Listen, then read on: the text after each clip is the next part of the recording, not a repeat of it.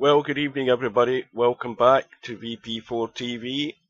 Welcome to Spudboy. Welcome to Dwight. And yes, I did it. I had my first full night's sleep in 3 days last night. I slept like a log, thank goodness.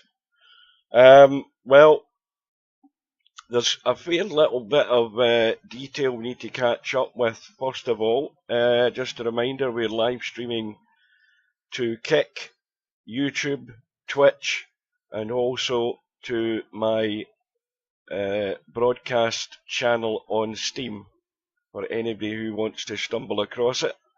I hope the voice can hold out because it's threatening to go. I'm reliably informed that Steve is away for the weekend, so you're just going to have to put up with me again. Right, where do we stand? Well, the match that we all missed last night, or at least I missed, was the match that kicked off at 3:30 in the morning, my time, Sunday morning, between Fast Eddie and Stubb. And I'm afraid, as far as Stubb's concerned, he got schooled in the art of how not to lose a match and how to win a match. And Fast Eddie was way too good for him.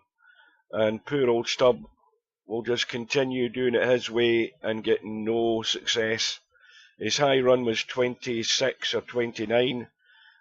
Fast Eddie just kept making the contributions, and in the end he ran out with his highest run of the match. I think it was 60 odd, 67 maybe. Somebody will stand me corrected.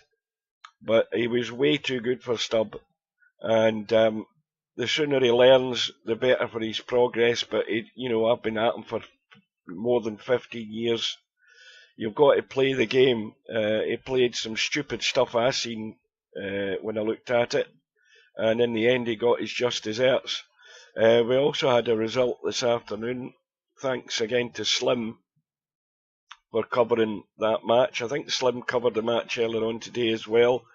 Well done to Hairpig. I think he got through fairly comfortably against Eloquenti. We'll have a quick look at the matches tonight, because we've got matches overlapping tonight. We've got this match at the top of the hour, and the voice is beginning to go, excuse me. We have Cobra, of course, for SemiPro. We've got Larry and Popman in the one-loss side. That kicks off an hour later at 7 PM British Summer Time. We've then got a third match, Chimpy against Woody, on the winner's side at 8 PM. And obviously these matches are all going to overlap. There is another match at 11 PM on the one-loss side, Sergresh against Viking. And there's also the matches tomorrow night, Mr. Bill and Bankster on the winner's side at 5 PM. I'll hopefully be there for that if the voice can hold out. I'll tell you something, it's it's threatening to go right now. Excuse me, I need to mute myself. And then the last match that's there on the schedule is Chiku and Spectre Dawn at 8 PM on Monday night. So, looking at the bracket, how long have we got? We've still got about 5 minutes. We've got, I think, all the round 2 matches are in play, but if we look down, we can see that now, whatever happened here, I don't know, and I don't know whether Popman's going to turn up for the match with Larry tonight, but at the end of the day, Wanwa got advanced, and Popman gets sent to the one-loss side. So, Popman would have had to be there to acknowledge the match with Larry anyway. So, goodness knows what went on.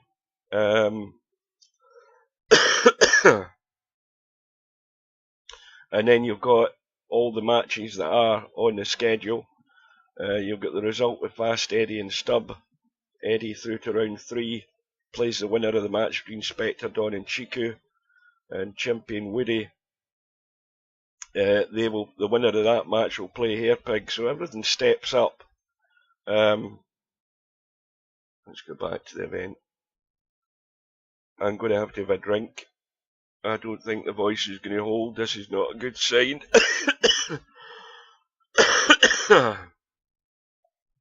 Where's the water? Anyway, welcome everybody, if you can bear with me.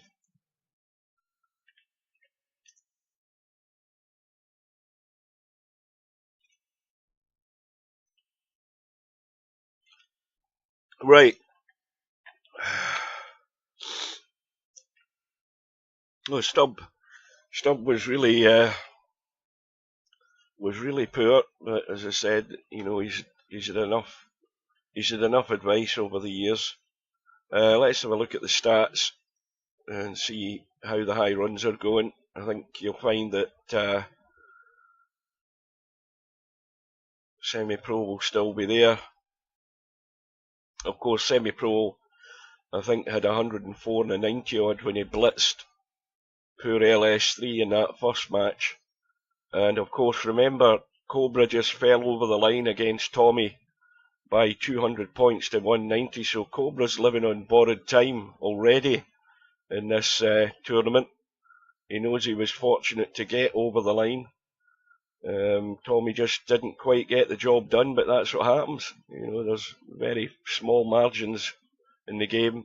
So Tommy in second place on 83. We've got Cobra on 76. Now, if Cobra's going to come out and top tonight, I think he's got to top that as far as his high run goes if he's going to make an impact against SemiPro. And likewise for SemiPro, he needs to be keeping up the similar standard. We've got Acero on 71, LS3 on 70, and Fast Eddie. Well, Fast Eddie's high run was in that match last night or this morning, the one where he finished off with a 68 run out to win the match.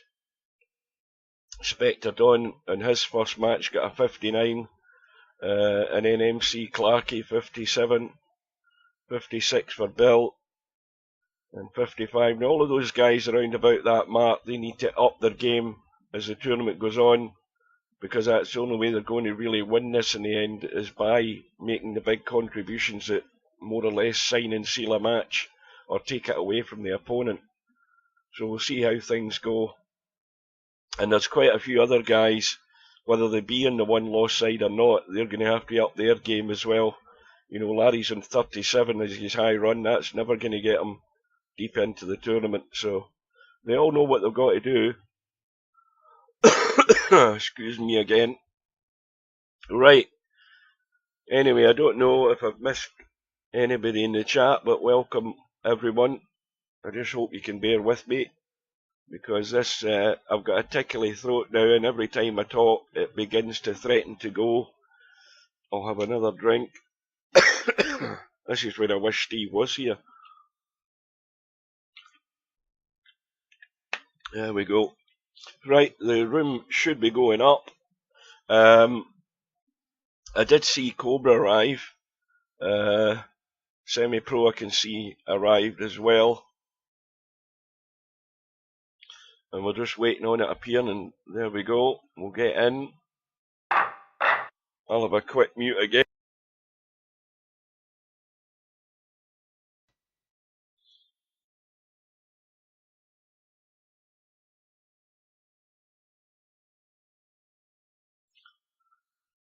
Why? Well, I haven't got it on, but I'll tell you what, I'll boot it up. Oh, wait a minute. Hang on, I've just tabbed out at the wrong bloody time.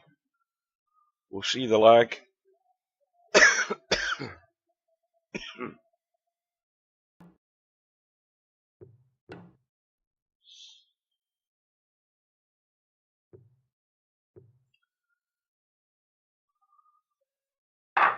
I think I'm actually partly to blame. SemiPro won the lag, incidentally. I think I'm partly to blame for what's happened, because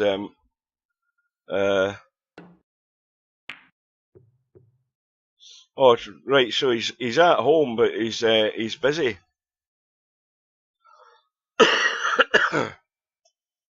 I doubt the Filipino housemaid and the gardener are both off on vacation then, because normally they'd get those guys to do their stuff for them. Right, I'm just tabbing out for a minute while they're paddling about here, and I'll just boot up Discord.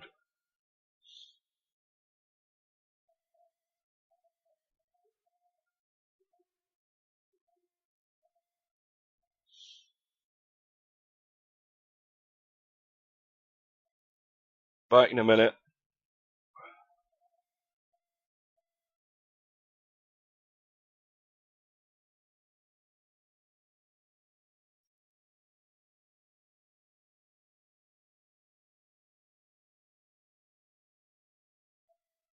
Right, I am in the VP4TV commentary booth, so if there's any emergency backup there, feel free. And meanwhile, SemiPro's in -2, and Cobra is in. Yeah, I think what was saying there, I think I'm partially to blame for the voice beginning to break, because I've got medication that I've been taking to try and dry things up, and I think it actually ends up drying the vocal cords as well. So when you're talking, you then get that tickly feeling that you just want to cough, and I think the vocal cords are a bit dry. And of course, sitting here and talking for 3 hours as it might be tonight isn't going to help the situation.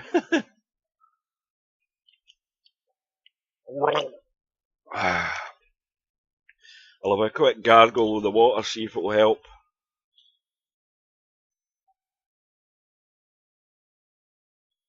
So,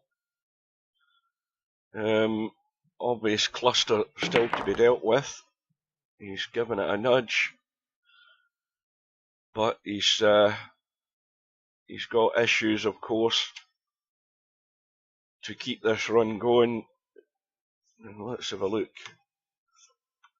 Now, clearly he needs to get rid of the 15 ball, because the 15 ball's in the pack, and of course these 3 balls are then all well available.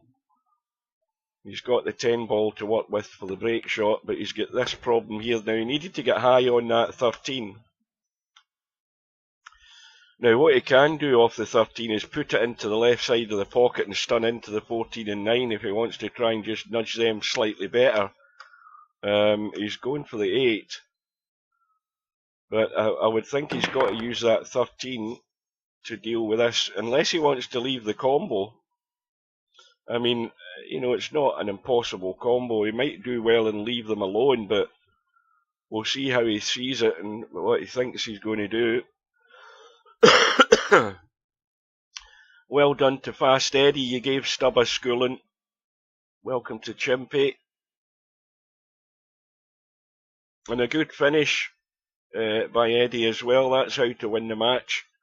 Freeze him out the game completely and run out with a 69 or whatever it was.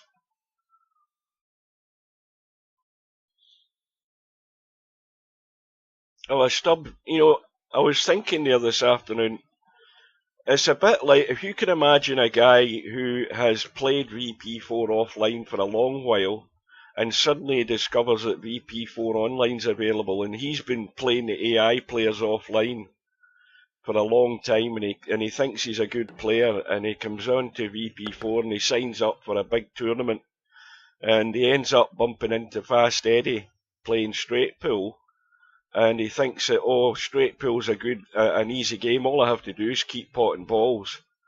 And Stub was exactly like a naive player coming online and absolutely having no clue how to try and structure his game and play the game in a manner that's going to give him every chance to try and continue potting balls. And that's exactly what the impression he gave me. Well, he's finally broke the 2 balls, which he could have done 10 minutes ago. But now he's pretty good because he's got a couple of break balls as well. But anyway, that's the impression Stub gave me. Just like some gullible newbie that came online thinking he was good and suddenly finding he's very ordinary. That's how it looked to me. Welcome to Bill. So we do have matches all overlapping tonight. We're just going to have to keep an eye on them, which we will do.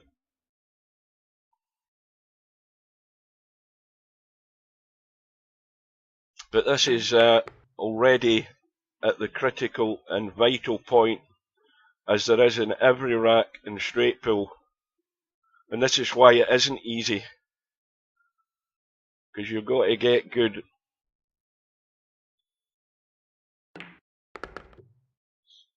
Now, how's the angle? Well, he might have to just tad this a little bit with a little feather of right, maybe. I don't know. Yeah, he's putting more on than I think he needs. He just needs a little feather. I see, you don't want to put too much and end up like that. You know, he's too straight. He's too straight. He's going to have to amp this big time, and he might just get stuck. Well, he's got a ball that can commit him here straight away. This 2-ball will cut clearly, and then of course he's going to go straight into this bunch of balls. Big commitment right off the bat here from Cobra.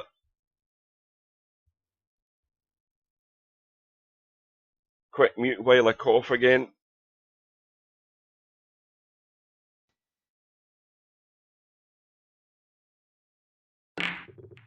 And Cobra's been found wanting. He's missed the crucial ball. And that goes down as a big fail. But again, that shot that he played into the side to get out onto the break ball, I don't think he needed quite as much. He needed a little feather of right English just to bring the ball out. But you know, the more juice you have on the cue ball, the more it's inclined to run that little bit more with the spin. And he ended up too straight. But you know, again, for a player of Cobra's level at this game and with the pockets the way they are, he should never have missed a 2-ball.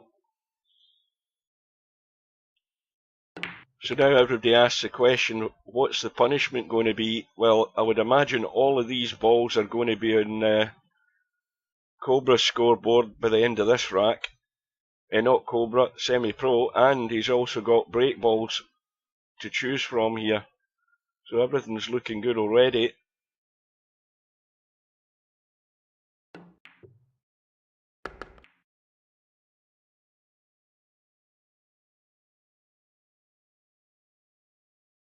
So you've got bailout balls at this end of the table in case something goes wrong. And you've absolutely no need to be running into any balls whatsoever here. There's loads of room around everything just to pick your way clean.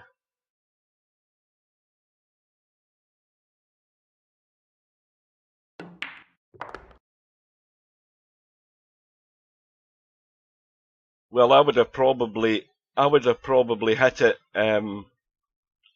with the less English on it. But again, you know, it's easy to be critical, but the main thing is whether you put a bit too much spin on it or a bit, you know, not enough. It is about controlling the pace. And you know, I don't know if Cobra's been in getting practice today or not, because I've been busy at work. But you know, if he had a good few hours practicing, he would have had his touch. But then again, you know, no excuses. He shouldn't really have missed that 2-ball. And the trouble with that in this game is that the punishment can be really, really severe. And he's going to, you know, he might be spending the rest of this match trying to hang in there. You just don't know how things are going to pan out. Well, I think SemiPro's got himself in a wee bit of trouble here, because I think he's blocked himself out. Let's have a look. Oh, he's in trouble. He is in trouble. Well, he's got the 11 up the table, but he didn't want to be playing that. I mean, would you believe it? Look at the way these balls are sitting, and he can only see one that can go to a hole.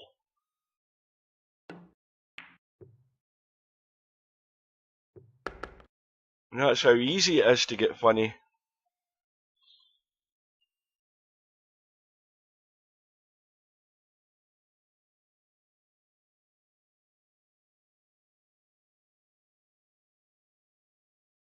So of course, SemiPro was in -2, so his run of 8 will take him to 6 in total. and it looks like it will be the one as the break ball.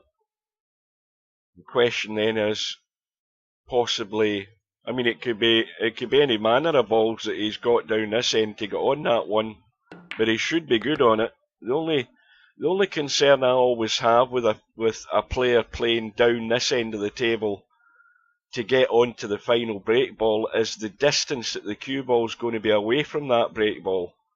And you know, you might think, it's VP4 and it's a lot easier and stuff like that. But again, it's not quite as easy when you've got the pressure of the shot and maybe a slightly more awkward angle than you wanted, and you're further away from where you wanted.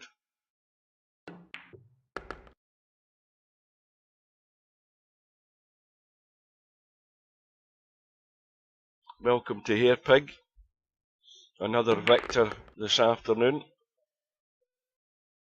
So here is what I'm talking about. Now you see, normally what you could do is stun that and then come back out so that you're coming towards the one. You see, SemiPro's sort of bailed out on it a bit there.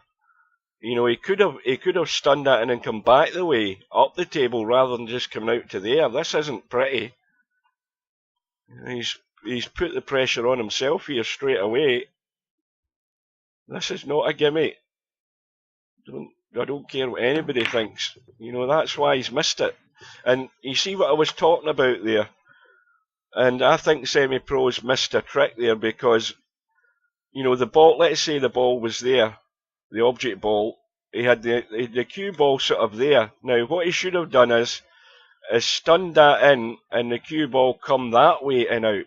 Rather than sort of bailing out and going this way, he's left himself too long again. That's the point I was making. And I don't think he was brave enough in the first place to have done that shot. He could have gone back up the table nearer the object ball for the break shot, and he wasn't great either way. And so, in one sense, that is a big fail from SemiPro, because he should really have been racking the pain there for Cobra. And Cobra's, you know, he's coming out here thinking he's won a watch because he's come out with very little damage, and in fact he's still in front. So big fail all around there. I'll need to have another quick drink.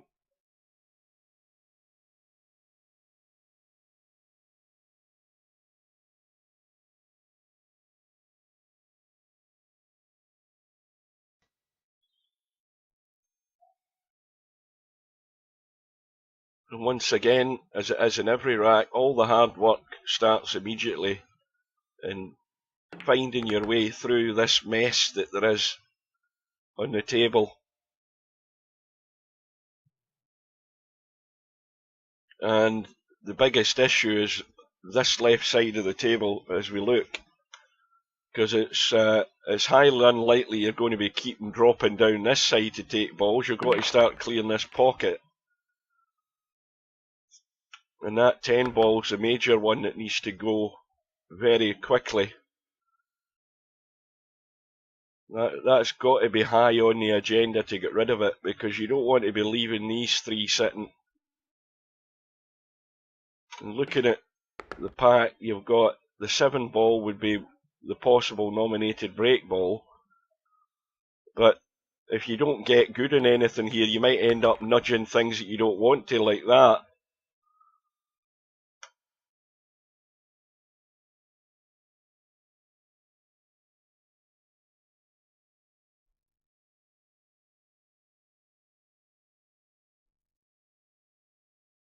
So he's created more problems here.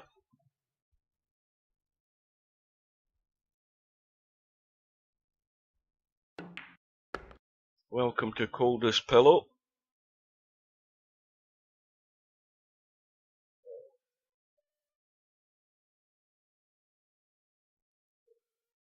Well, has he got the line in this 9 ball to run forward? I think he has. I haven't round to have a look, but it looks as if he has. And he's avoided the 7, and he's now good. So crisis is over. That's Popman. Right, Popman, give us the SP on your match with Wanwa. What the hell happened there? Did none of the two of you show up and Wanwa ended up getting advanced? Give me the lowdown on what happened with that match. Yeah, there's 3 games on tonight, cold as pillow. The next one is at the top of the hour.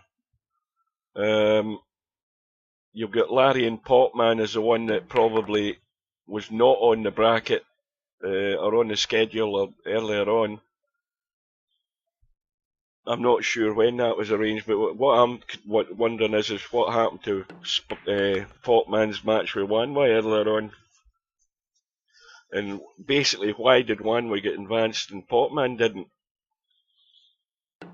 I have to assume that just Popman was AWOL at the time.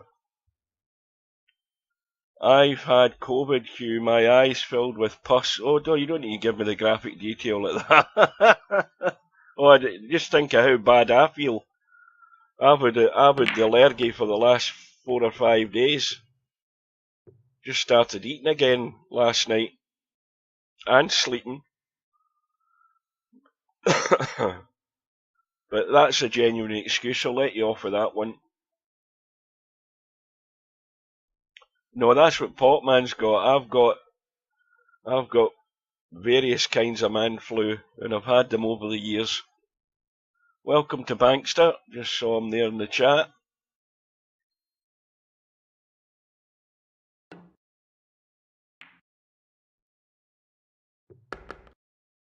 So, back to the business at hand here. We've got a problem.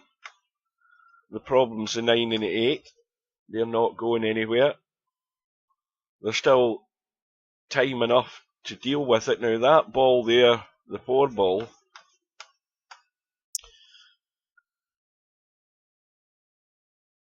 if the 4 ball wasn't there, that 3 ball looks as if it's catching a jaw on that line.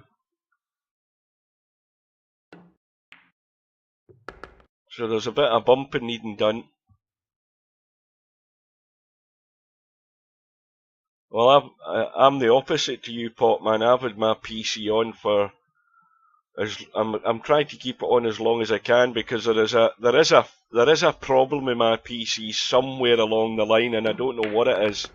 Because what it does occasionally, I mean, I can just be tinkering about and going on to Chrome or something, and suddenly the PC just reboots for no reason at all, and there's no errors in the Windows log under programs or system or nothing.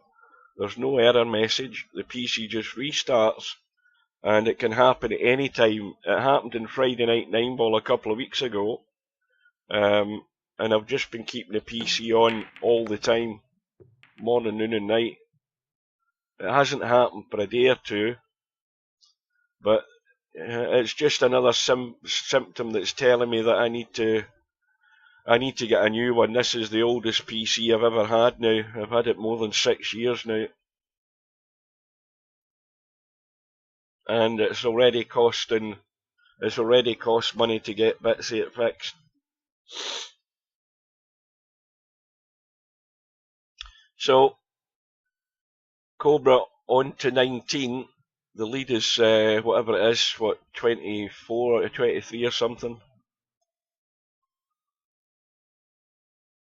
Well, at the moment I'm live streaming to Kick, which is up and running good. It runs very good on Kick. I'm streaming to Twitch, I'm streaming to YouTube, and for anybody that wants a good laugh, I'm also streaming on Steam as well. So if you go to Steam, or you type that link that I posted in the lobby for my Steam channel, it'll take you to my broadcast channel on Steam. There is a huge delay on Steam. You'll be at least 4 or 5 shots behind what's happening in the live game. I can tell you that. It's the worst lag of all on Steam. But like I said previously, it's just actually try turning off hardware acceleration in Chrome. Now, I'll tell you something, Eddie, or I should have said Fast Eddie. just for the correct title. I googled about what I googled on Google was can tabbing around on Chrome cause your PC to restart, and I couldn't really find anything, but there's something weird happening. You think hardware acceleration on Google Chrome might have something to do with it? I swear to God, if that is the thing that causes it. It's bloody weird. That's why I say there is absolutely no errors on the PC. There's nothing saying that this part of your hardware's faulty or anything. I've done all of that stuff. I'm not that much of a numpty that I don't know to go and look at certain things to see where the fault might be, but I'm totally baffled as to what the hell's going on.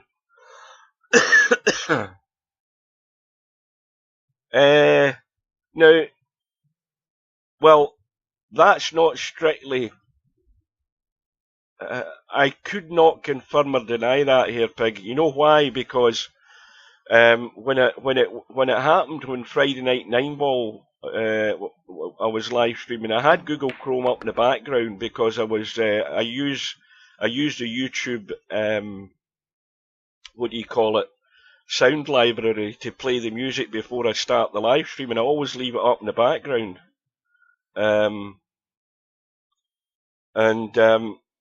Yes, Google Chrome was probably up and running in the background. I mean, the probably 95% chance it was up and running.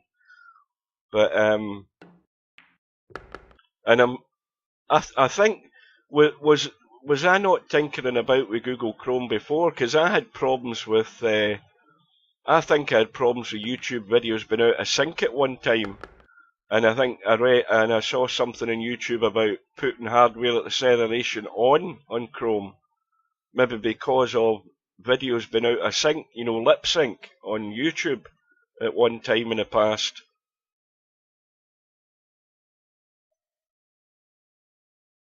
Well, that's very good advice here, Pig.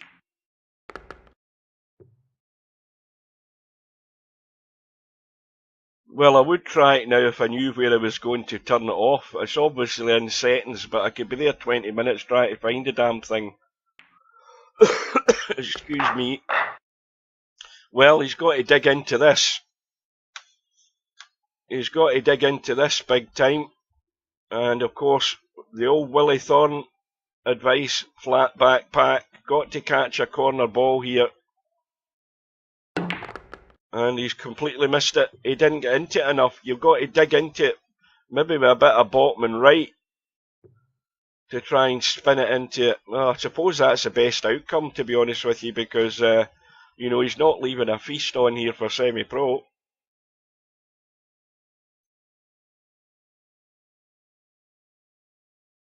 Right. Somebody find out where it is in Google Chrome settings, and I'll go and see if it's off or on. Because I can do that. I can tab out for a second, because I'm pretty certain I've got voice still on while I'm tabbed out, so you can still hear me coughing.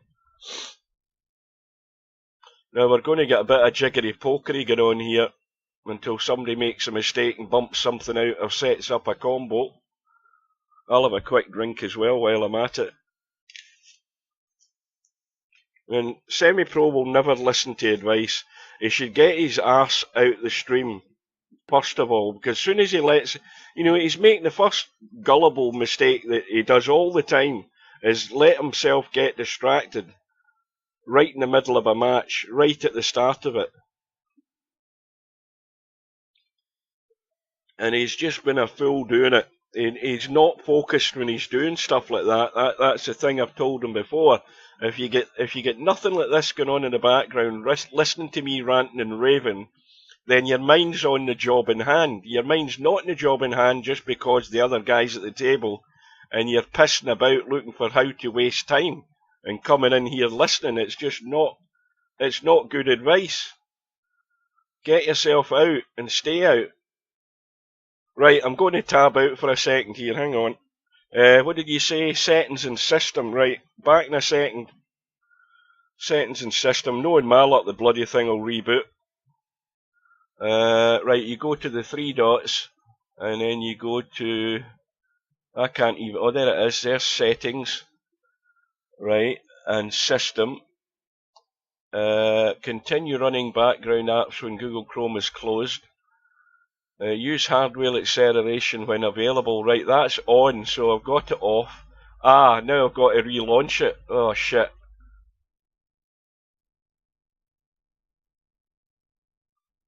Right, I've now relaunched, what do you call it? Chrome. Hang on, I'll be back with you in a minute. Right. So now the next obvious question to say to Fast Eddie is, what makes you think it might be that?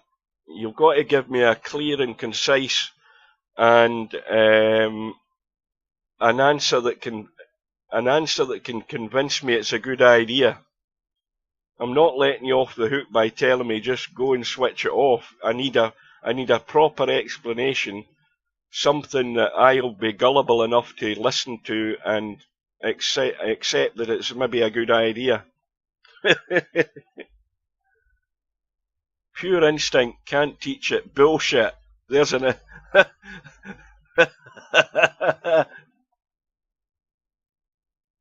SemiPro, now that you're in the stream, get your arse out the stream for God's sake. Get yourself out and shut the stream down and sit there and focus and get ready to come to the table instead of listening to me and kidding on you're in here for bloody company. The hardware acceleration puts a lot of strain. That's another load of bullshit. I know, I can smell bullshit a mile away. The hardware acceleration puts a lot of strain. The turbo, and what the hell does that say? I've seen it before. Use Brave or better yet, don't have a browser open at all. They cause lag. Well, I've got that's not good because I've got Chrome open in my second monitor watching the live stream, just to see that it's going through okay, and I've got it on in the background while I've got VP4 up here. Look at the amount of bullshit. I mean, my name's Shug, not Mug. That's what I always say to some guys. The flux capacitor. Oh, yes.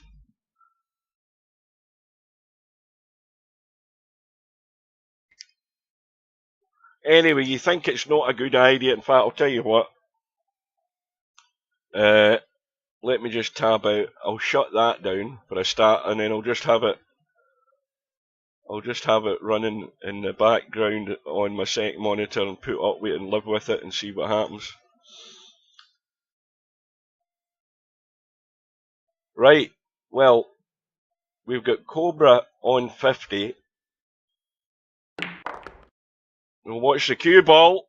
Oh dear. That was close, wrong bloody button. Hang on a minute. What the hell's my buttons done here? Right, I need to hit my Control U to get myself sorted out here. Wait a minute. That's better. Well, I'll tell you, Cobra breathed a sigh of relief there because he thought he was dead and buried in the hole there. He might be dead and buried anyway because he's going to have to pull off a shot here. Anyway, you know, potting the one's not the most difficult shot in the world, but the problem is deciding that he's going to come up the table high enough to cut this four, because he's not going to be, I mean, he'll do well to hold it. Yeah, he's got to get high enough. And of course, he's not really got a break shot here. He's going to have to deal with the back end of the pack.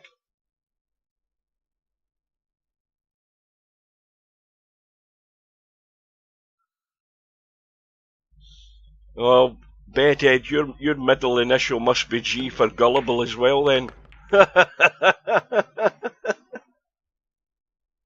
Well, I'm gullible enough for Fast Eddie to come up and say that, you know, it's something to do with the hardware acceleration and Google Chrome, because I've read stuff about that before. So it's not strictly me being gullible. I do take a genuine belief in maybe that could be a good... See, that's the point of doing things when you're trying to actually eliminate things that are causing weird problems with your PC. And I'm right in that category. I've got a weird problem. The PC runs fine, but it might just reboot at any time for no reason.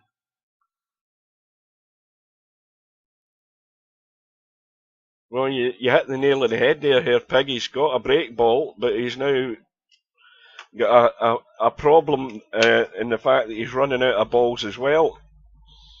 Now, he can catch the 10 here, no problem. He's certainly going to catch the 10. I don't know whether it'll catch the 11. Yeah, and now he's in trouble. Well, he's in trouble in the sense that he's going to have to get rid of the 11 unless he takes that 5 up table. But I think he's got to decide whether he's cutting the 5 and trying to hold the cue ball to cut the 11 to get up for the 10 as a break ball. Well, that's already made his decision. And now this is where it becomes tough. Because look at the yardage he's got to cover to make the pot in the 10. And the yardage he's got to cover to get the cue ball up the table for this 5. This will be a great shot, I'll tell you. This will be a very good shot to get good in this 5 ball.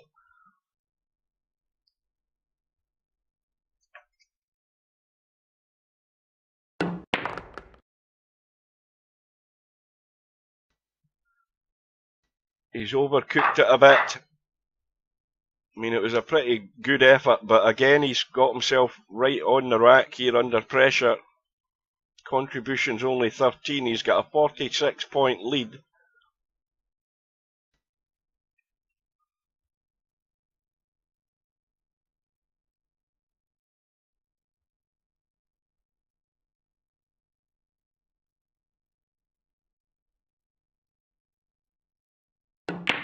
Well, he's nailed it right in the centre of the pocket. Balls now. Now he can keep going. Although he might think twice about that 14 ball. Yeah. I mean, the 14 ball goes, but you're certainly going to have to cheat it off the rail.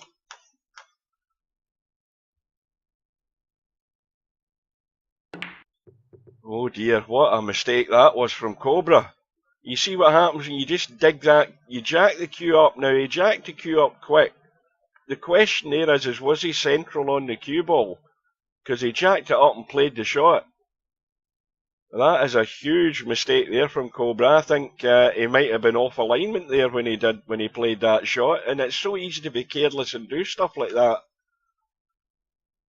And that's exactly my point to SemiPro. This is why you need to stay out the stream and stay focused on what's happening and paying attention to what Cobra's doing, because you need to be ready to be straight at it when you come to the table. And here's a great chance. Now, there's a dead set combo he doesn't need to worry about. He can leave that well alone and deal with the 15. He doesn't need to touch this. That's dead weight all the time it's going in. So, again, the mistake from Cobra, and SemiPro's got to make inroads here. He cannot let him off the hook again. Well, no sooner have I said that than he's got himself almost in a hole here, straight away. I mean, why did he think he had to bump that 15? I don't know. I can't understand the thinking. I mean, the balls are all over the shop. You know, there's nothing you have to move. There was nothing you had to move. Everything's just about picking everything off and deciding where you're going. This is suddenly becoming hard work when it doesn't need to be. I'll have another quick cough while I'm at it.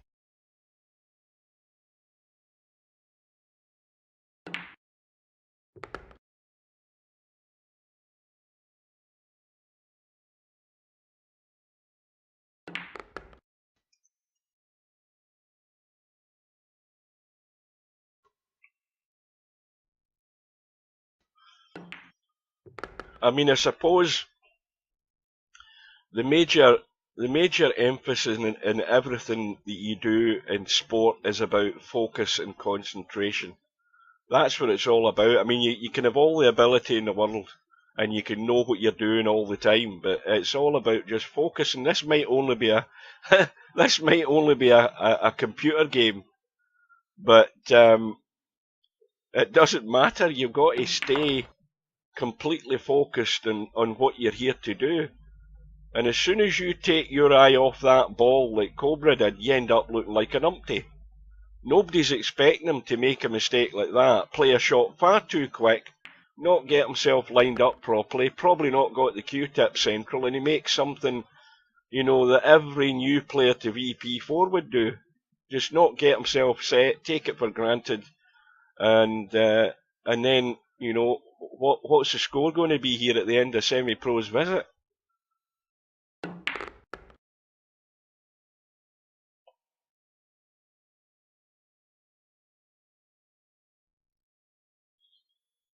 So once again, there is a decision on where the break shot's going to be. You've got two balls at the back of the pack, and obviously the one nearer the rail or nearer the pack would be the choice you'd have to make. And both of them are, of course, the problem with them is they're central to the back of the pack. They're right on the first diamond. So you want to come off the break ball at an angle to catch the back left or right corner of this pack, because sticking yourself right on the middle of the pack, see, he's caught the back right hand corner, and that's perfect as far as getting, you know, 2 or 3 balls out into play and at least allowing you to continue, because if you go into the centre of the pack in a flat back pack, the odds are you're going to be stuck there. So he done that right. That's the same rule for snooker as it is in straight pool when you're breaking the pack. You don't want to go into the flat back pack. That's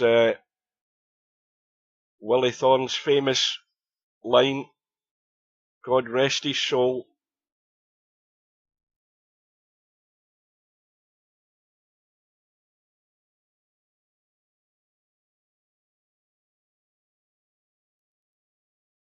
Yeah, that's where you want to hit them. You just don't want to go central. Whether it be left or right side of the pack, it doesn't matter. You've just got to get, because that's also giving you a great chance of getting the cue ball out of there as well.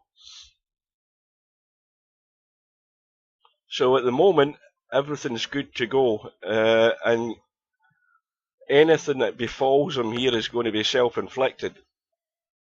Rolling onto a ball and getting nailed onto it, blocking yourself off one way or another. But like any other game, you know, my credo is the same.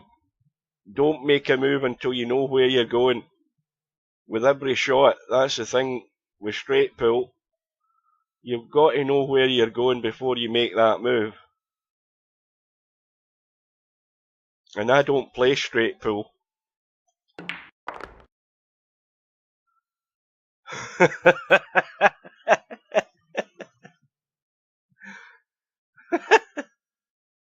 Yeah, I thought I'd do it for a change. I used to use this one before, and then I changed it. I'll change it back to the old one. I won't do it tonight, obviously. I'll just keep it there to annoy Bedhead.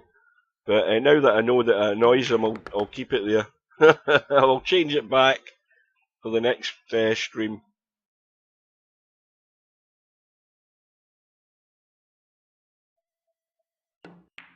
So, of course, nothing in this visit counts until SemiPro's get rid of his deficit. That's the first objective, and he's still 25 points away from that. The Bedhead font. We've coined another phrase. We've got the Bedhead cut shot. We've got the SemiPro wiggle.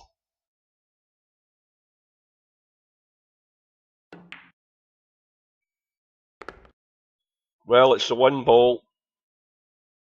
So 4 ball, 8 ball, 5 ball, 1 ball. or he's going to do 5 ball, 8 ball, 1 ball. He's contemplating either way.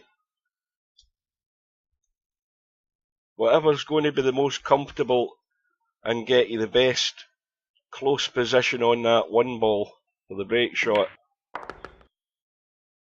So this is about pace again. Off the rail and out. And again, I'd still like to be parallel with that to play this shot. You know, playing the cut shot into a blind pocket always puts that doubt on it. But he's got it clean, no problem. And he's got a shot to follow, but he's got a problem top left. As well as what's left in the cluster. So he has to get a little nudge. As soon as you want to deal with this kind of setup, as soon as, simply because you don't want to run out of balls to do it. Now it would have been better if he'd finished there, because that's exactly what he could have done. He's finished 2 straight. He could have potted the 12 and just had a little chip. He would have been on. He would have been on something. He wouldn't have been on nothing.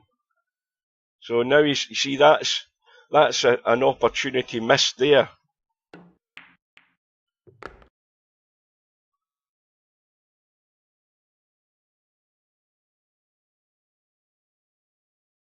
Now again, it's a question of cutting that 8 ball. Does he want to try and drag into it to get a little touch? I think he's doing that.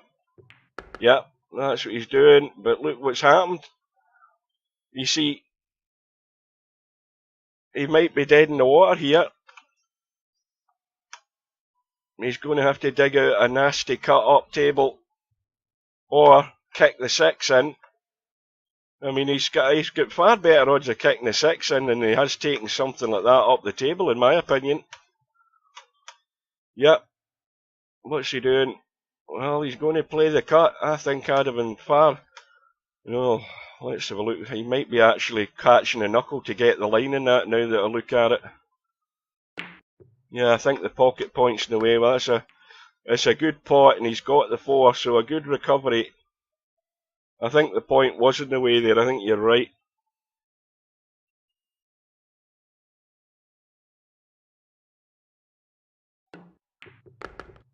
So that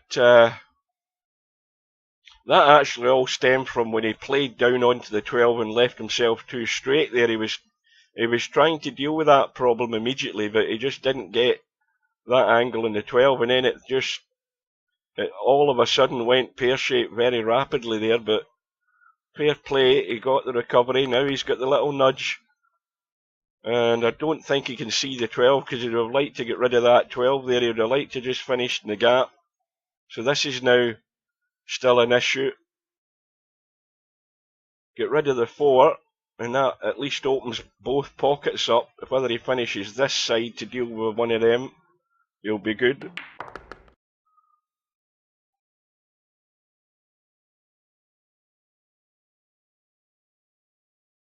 Oh, welcome to VP Monster, and welcome everybody else if there's anybody else out there watching. And I'm going to do what Slim does. I noticed Slim said it last night, and I don't do this. I'm 9ball.com. Welcome to VP4TV. Just in case anybody doesn't know. I don't.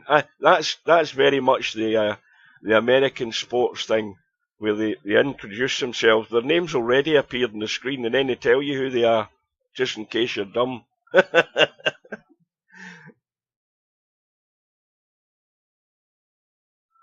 I'm 9ball.com. You're watching VP4TV.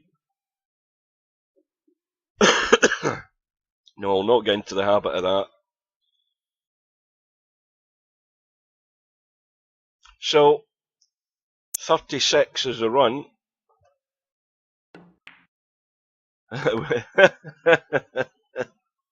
Well, you said it, Slim. Well, you only have to watch George Carlin. He gives you an education in the state of the Americans. I always say this. I wish I had discovered George Carlin a lot earlier. I love watching the clips of him on YouTube. He speaks the truth, that man.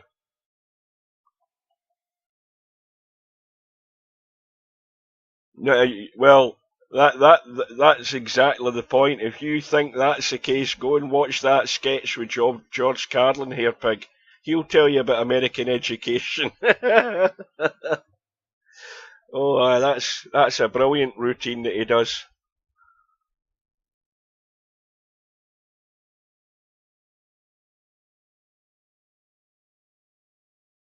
About the United States becoming one great big shopping mall. If you've never seen that one, it's a good clip to watch. So here we go again, crisis time, crucial part of the rack. That's 7 balls right in the corner of the rack. In fact, it's just there. Now he looks as if he's going to use the 2 as a break shot. Yep. Well, he's got to get out. And he's got out. Now, this cue ball could spin off the rack and come down here somewhere, depending how it hits. Look at where the cue ball's going, commentator's eye. Now, has he got a shot? That's the question. And the very quick answer is, not really. He's got a bank on the 10, which he's got to play sort of pocket weight. Yep, it's a good bank. It's just a nice pocket weight bank. Give it every chance to go in. I'd expect him to get this 9 out of 10 every time. Yeah, that'll go in. But has he got a follow-up shot? Yeah, he's got the 8 up table. He's going to bump into the 1 and 3. That shouldn't do him any harm. At worst, he'll be on the 14, I would think.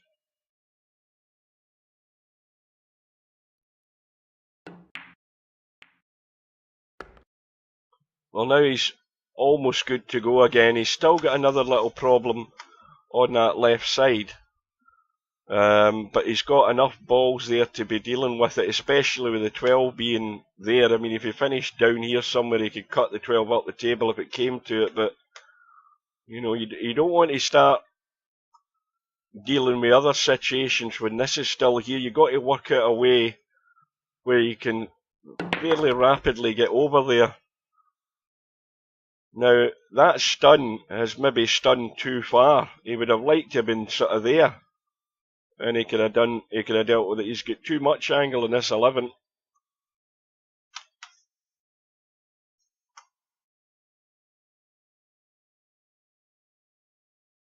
And of course you've got this problem now as well. And that's not really helped the situation. So now we've got the alarm bells are ringing here. The alarm bells are ringing. They are in my head. So now he's going to brush past this 3. But he's caught a lot more of it than I thought. Now, he could do something crazy here and pot the 3 and screw down or draw down to try and bump the 9 and 6. He could do that. He's not looking at it. He's trying to come across off the... No, he isn't. He's not doing it there either. Well, Stubb would have probably done that. Stubb would have probably cut the 3 and drawn down into the 6 and 9 there. But it has to be said, it was an opportunity for him to get a hit on them. And now, once again, he's running out of balls. Now he's got a chance. And it doesn't need to be slammed, you just need a bump. You know, just pot the 3 and let the cue ball run out and get a nudge. You're going to be on something over here.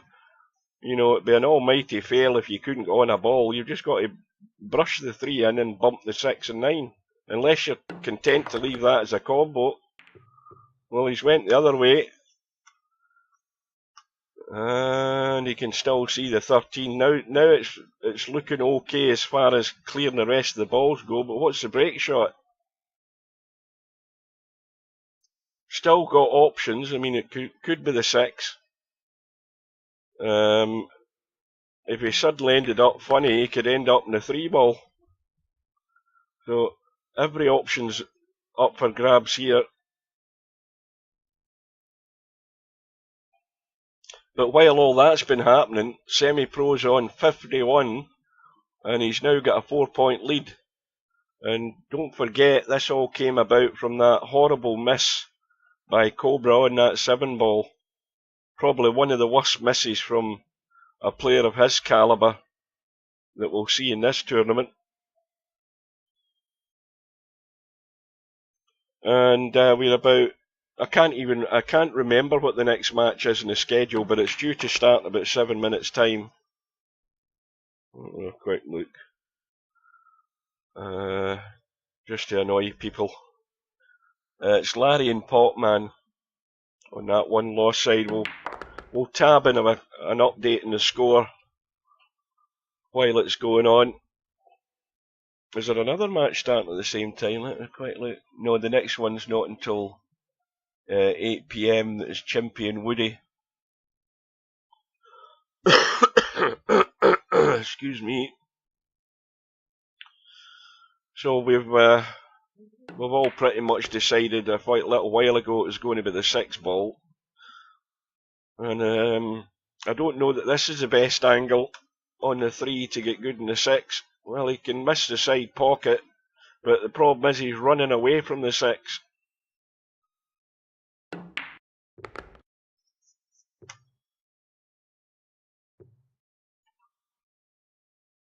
Well, he's got the angle, but he doesn't want to go straight into them and stick. He's caught the top ball, and, well, he's got the 2.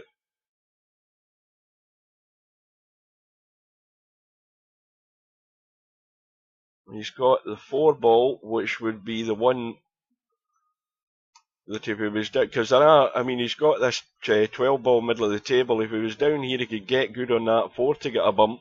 But he's got other balls around here that he could get a bump into the pack. The 8-ball would be perfect as well. Although he's just nudged that and killed it. So the 8-ball's now dead. You know that.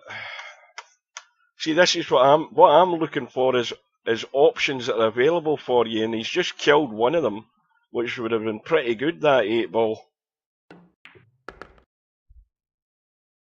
What, does he think it still goes? Or is he looking at the 3? Yeah, he's looking at the 3.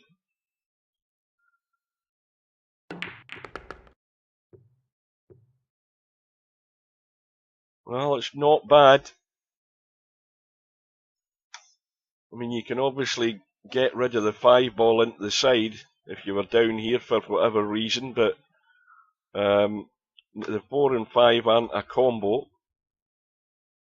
But the road ahead at the moment's looking reasonably good here for SemiPro in this rack.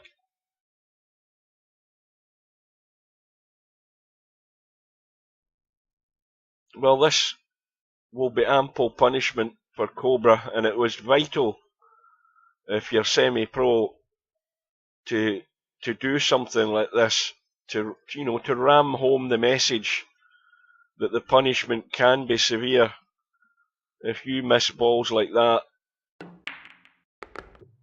And the great thing about straight pool is that could be Cobra's last shot.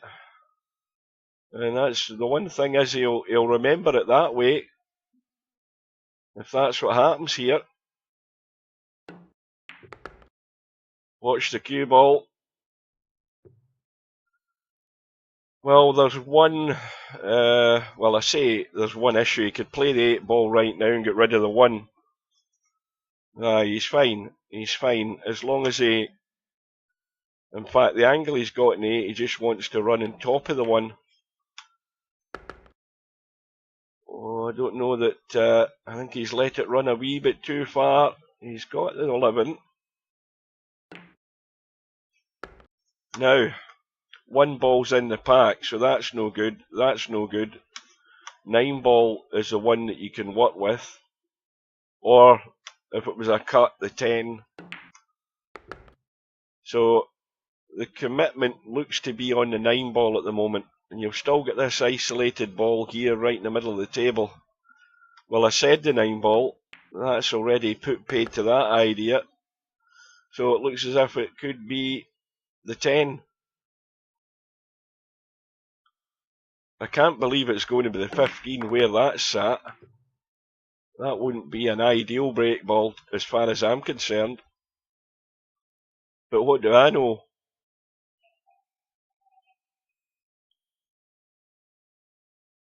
So the run goes to 66. The lead goes to 20. Now the critical phase of the rack.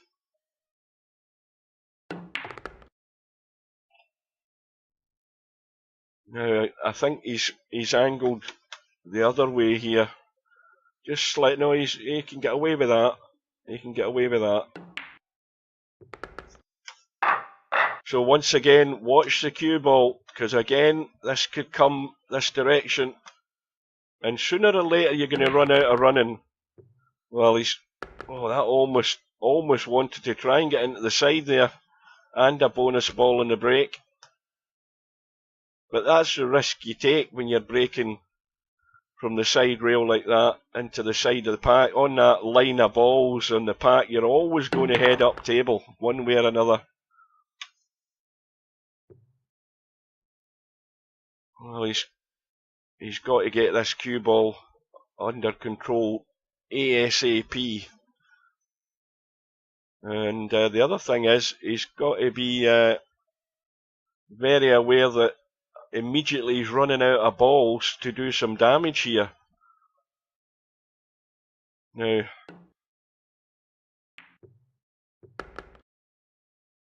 I don't know whether he tried to bump the 3 there. I'm not sure.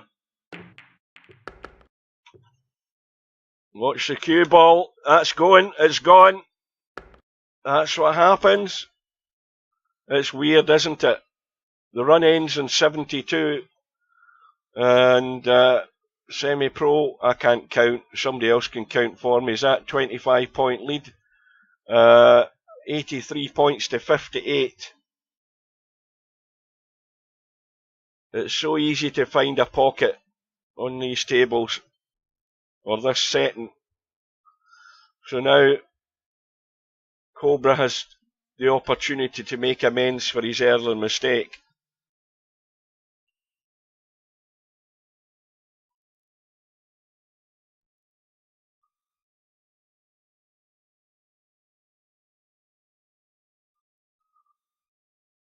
Well, it was going to happen sooner or later. You know, when you start breaking off the side, the side rail ball to come into the pack, the odds are you're going to scratch down table here. The odds are very likely you're going to scratch. You're not going to get away with that, playing that 3 or 4 times or more in a run. In actual fact, it didn't happen, but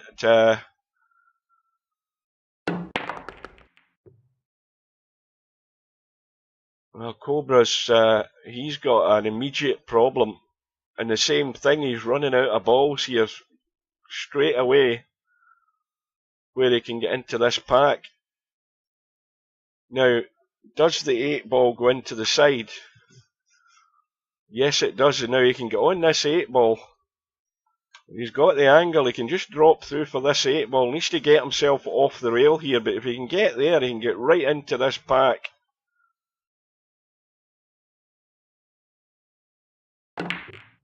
Well, that's another crazy shot from Cobra. I've never seen Cobra play 2 numpty shots as I've seen tonight.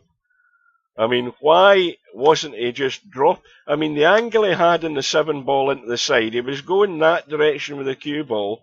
What was to stop him getting to there and cutting that 8 into the side and bumping something out from there? Somebody tell me that. And it's the 7 ball again, you're right enough. I mean, that's 2 of the worst shots that you'll see Cobra play in any type of game. And for me, the wrong shot choice, where he tried to get into the pack from the I just don't understand it. It's got me baffled.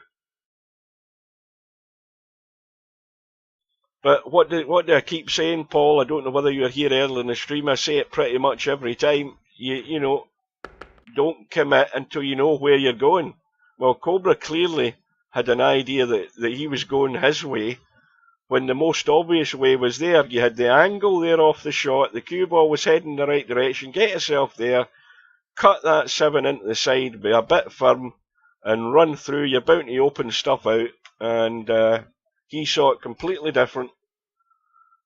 And again, if Steve was here, Steve would have been all over him like a rash with that shot.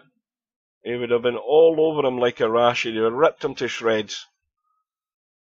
Because my idea was a far better one than Cobra's. And not because Cobra made another ass of it, but because it was obvious.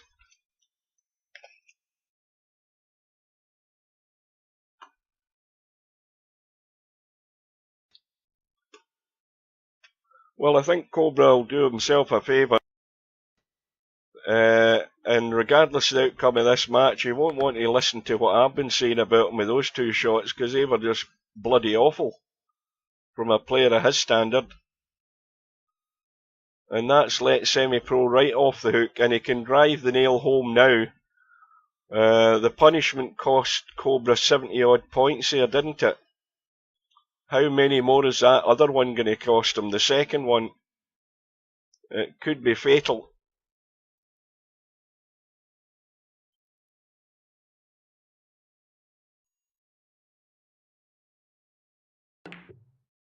Well, to me, Hair Pig, you know, if you've got that break ball, then you must commit to it unless disaster befalls you and you have to take evasive action. That, to me, you have to have that in your head. You know, that is the one you're concentrating on, unless, you know, come hell or high water, something happens. And, you know, if you're genuinely doing the right things and getting your way around that ball, then the ball will be there come the end of the rack. But when you start juggling with 2 and 3 balls and bumping other balls when you don't need to because you're concentrating and doing something that you shouldn't be doing, then you know it's bound to be that it's going to end in disaster one way or another. You know, a run that could be, you know, 60, 70 ends up in 12, and the other guy's back at the table, and then you wonder why. Well, straight away, SemiPro's on the 3 ball where he can also break these balls.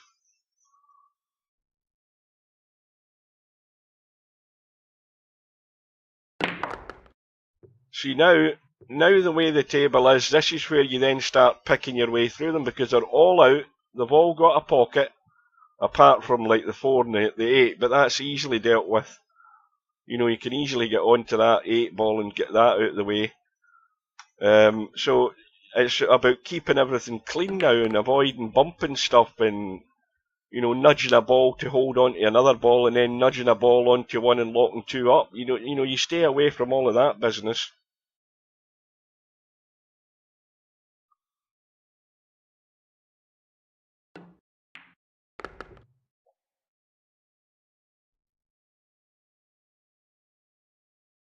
I mean, let's be honest. That 7 ball into the side, can you guys explain to me, now bear in mind I don't play straight pool, or I have done, to a very low standard. Not that I've played that many racks of it, I can't think how many I've played, but anyway, I think my high run's about 33 or something. On normal, on tight pockets that is, by the way, I just thought I'd point that out. Or narrow pockets or whatever. But that 7 ball into the side there that Cobra played, you guys tell me why he didn't play my shot, or why my shot wasn't a better idea, because to me it was the only one that was there. There wasn't anything else that was obvious. You're sitting in a 7 ball with a perfect angle to drop down onto that 8, cut it into the side, and then do the damage. Now, why does Cobra, with Cobra's learning, why does he not play it?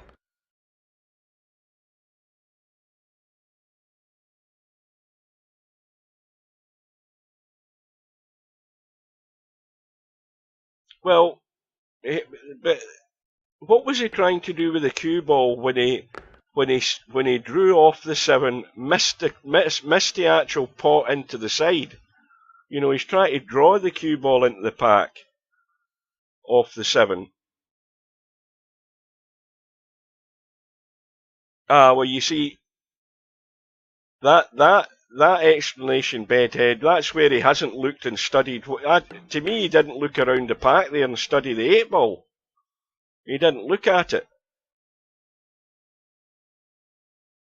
Yeah, but he was tweaking the cue ball. The cue ball spun off the 7. Doesn't matter the fact the 7 never went in. The cue ball spun off the 7. So he was tweaking it to try and bend it into the pack. That's you trying to do stuff with the cue ball when you don't need to. My point is why do that when all you have to do is roll a 7-ball in and let the cue ball drop through for the 8? I'm going down the Mr. Obvious route here. And sometimes, I mean, it might be stating the obvious, but sometimes the simplest shots are the ones that are the right shots to play.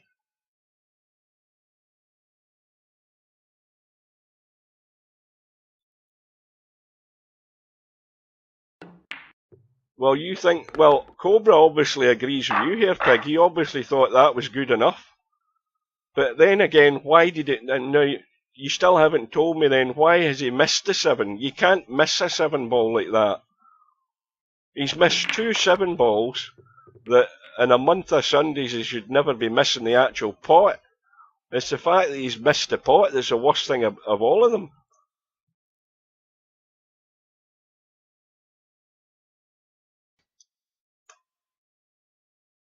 Anyway, Cobra's already stewing, and it's already cost him another 24 points. So, in all emphasis here, 70 odd and 20 odd, it's cost him, let's say a nice round 100 points it's cost him so far for Cobra's 2 errors. Now you look at the score. You take that 100 points off SemiPro, Cobra's still sitting with a 50-point lead.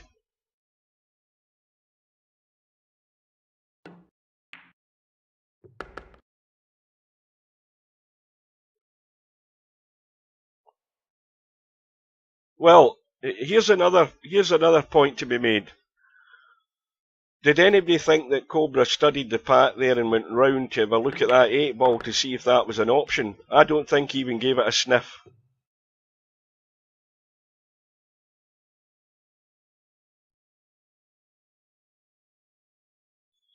I don't think he even gave it a second thought. He never even glanced at it. Look around at what your options are before you commit. I mean, let's go back to the first 7-ball that he missed. How long did he take over that 7-ball? What, a second and a half? Jack to cue up, bang, there he goes, 7-ball rattling around the jaws of the top left-hand corner pocket and out.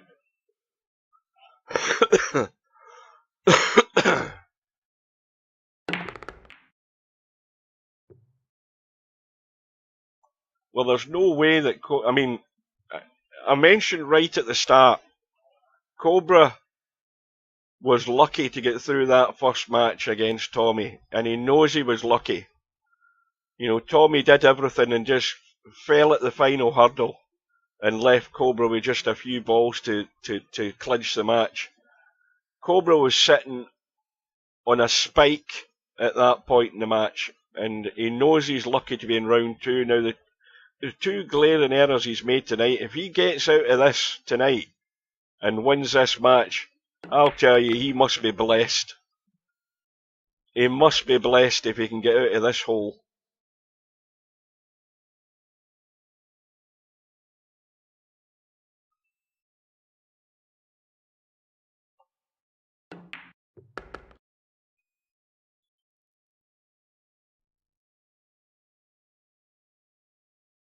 And Steve would probably say, would a player, would a professional in real life be playing that 7-ball like Cobra did into the side pocket, drawing and spinning off the 7-ball, thus missing the 7-ball. So he was trying to pinch the 7-ball to spin the cue ball into the pack. Would a professional player have played that in real life?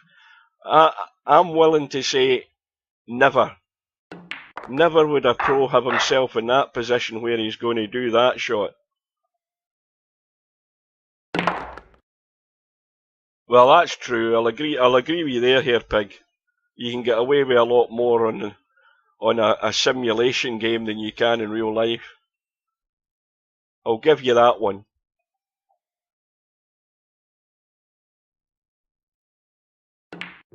But I want one of you guys to go and promise me one of you guys is going to look at this stream after the match is over tonight and go and make a clip of those two misses by Cobra, because I want to make a video of them. And if none of you do it, I'll do it myself. I want to ram the message home. Just make it. Oh, watch the cue ball. There he goes. There's SemiPro at it as well, juicing up the cue ball, trying to get into the pack of balls at the wrong time, and he spun into the pocket and he's let Cobra off the hook. Okay, the run is 39. He's got a healthy lead at the moment, but Cobra's just the man who'll be out to avenge his numptiness that he's done so far tonight.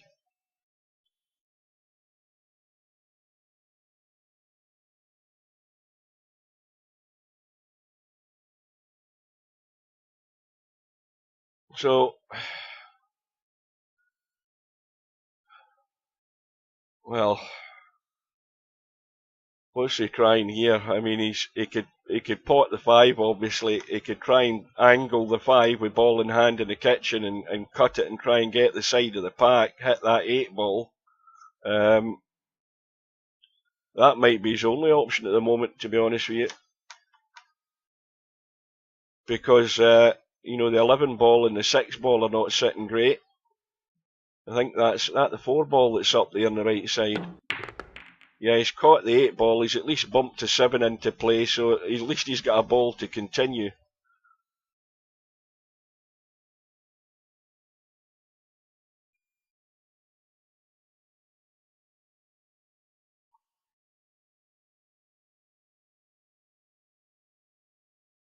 But, SemiPro's just given Cobra that little lifeline.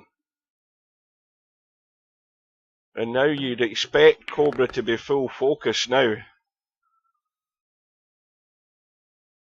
But, he's got a problem. Well, he can push that 3 in and run into this 9. I would imagine with a reasonable bit of top just to try and get the cue, but he's going to be on the 4, I would think. I mean, the 3 ball's got it's got half a pocket, hasn't it? But this is an opportunity, and I don't think he can turn it down. I think he's got to take this. Bit of pressure on it because it's an angled cut, and you're not looking into the pocket. He's got another alternative 6 ball into the side. Now this is like the 8 ball. I mean, obviously he's a lot squarer than where he could have been on that 8 ball. And that's at least got 2 or 3 into play. Now, he's still got an issue though. None of these go. 14 goes into the side. Now, if he plays the 3 and just maybe comes off the rail and out, he's on the 10. Well, he's went for the bump. And he's now good to go.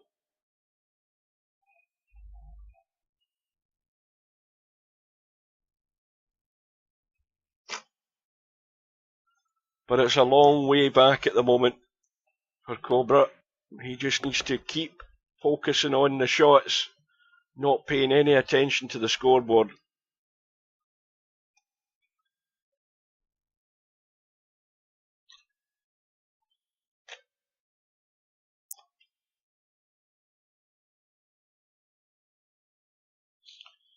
Well, just while he's tidying these up, let's have a quick look at the bracket, because that match with Larry and Popman should be underway if I can find it. Why can't I see it? There it is. And Larry's got an early lead. 4-13, what is it? 33, is it?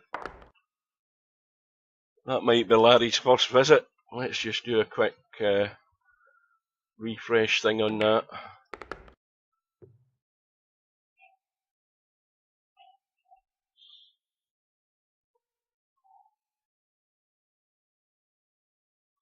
SemiPro still not taking any advice.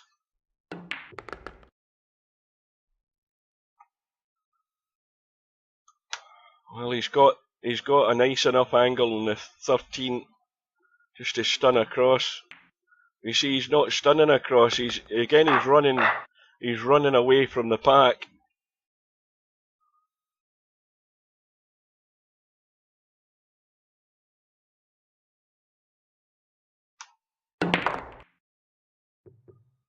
Well, he's on a ball into the side, I think.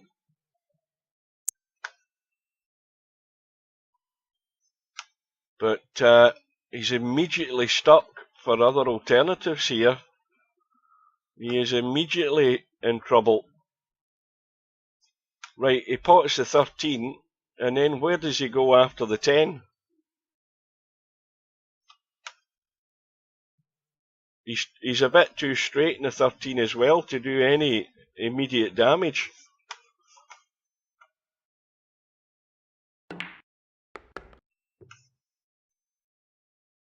Well, he's got himself on the 7, and all he can do is just drop through.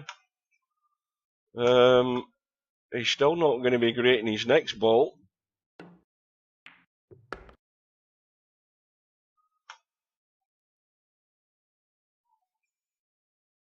I'm looking at the potting angle in this 4. He'll catch something. Yeah, but not a lot. Watch the cue ball. Would you believe it? Unbelievable, isn't it? It's just unbelievable how you can find a pocket in this game. But he was never sitting good anyway. The way the pack was and the balls that were in the open, he was struggling. And so Cobra's run is only 13. But SemiPro can get through onto this 3 with an angle if he can. He might be too straight. Let's have a look. Oh, he's got the 8.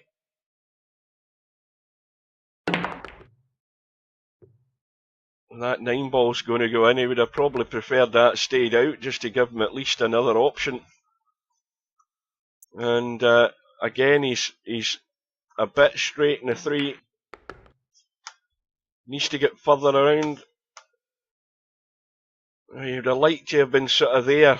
You know, it makes it a little bit more comfortable.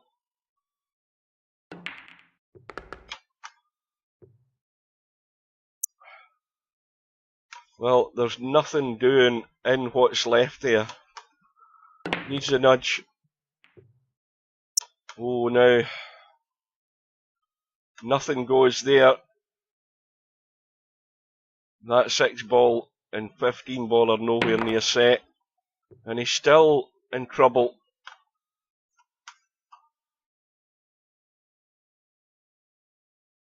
Four ball. In fact, all of those 3 balls are in the pack, so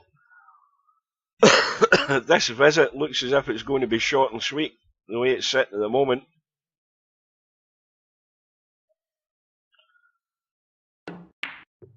Oh, goodness me, he's had loads of spin in that cue ball there, and that's why you end up missing him at that distance. Tweaked the cue ball all directions. It was a lot shorter than I thought it would be. Only 7. Now, you know, Cobra's back at the table, trying to reduce the deficit. He's going to have to deal with it.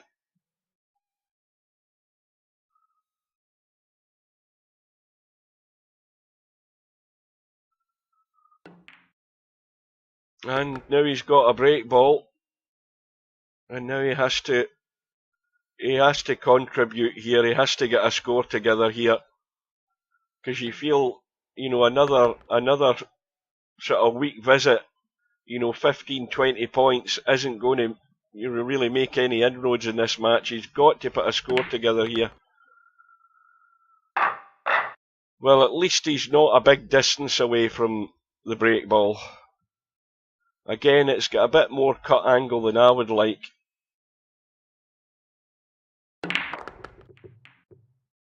Cue ball stays in play. He's got choices.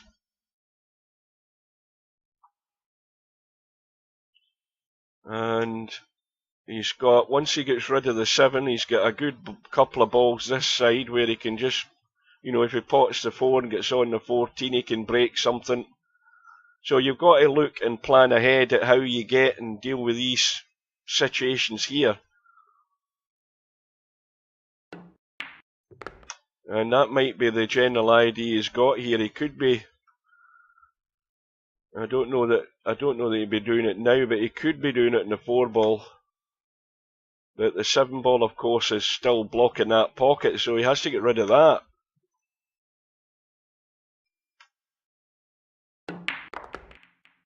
Well, I don't particularly think that was a great idea. I don't think that was a great idea. Again, me not being a straight pool player, I don't think that was the right shot for a start. Okay, yes, he's got a bailout ball down the table, but, you know, that's not made any progress whatsoever. And he's taken away a ball there that if he'd cleared that, you know, these balls here, and he was dealing with the 4 here, he had a ball that would have done the damage to open them up if he'd put that into the corner. Well, now he's recovered it. So everybody's got their way of seeing how things are done.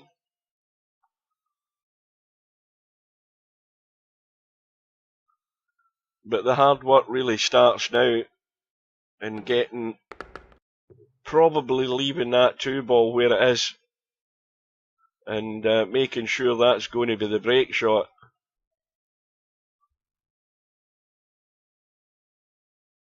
But he's definitely got to be at double figures before he walks away from this visit here. Got to be at double figures. Not double figures, triple figures.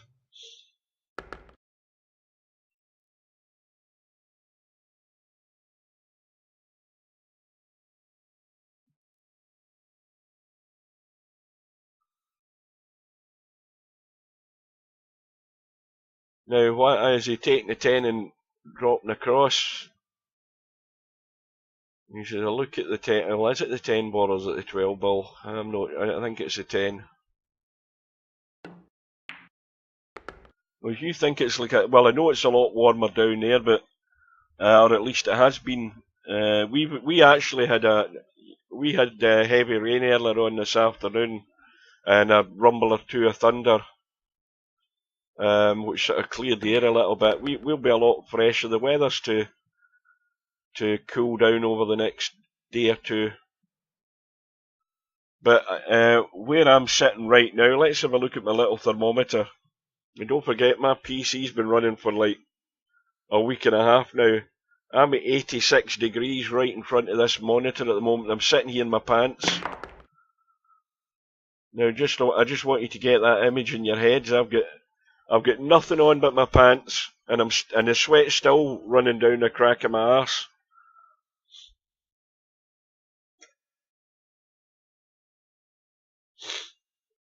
I think I'm still running a bit of a temperature, although I think that's actually what's accentuating the perspiration, shall we say. Well, that's a dead set combo down the rail, at the risk of stating the obvious. But the problem with this shot is he wants to stay away from the 2. He doesn't want to just dink this in and bump the 2. Watch the cue ball. Oh, again, playing, running in a tightrope there. Catches the point of the side pocket. Still got a break ball. In fact, he might have 2 break balls here. Is that 5 ball in play? No, it isn't.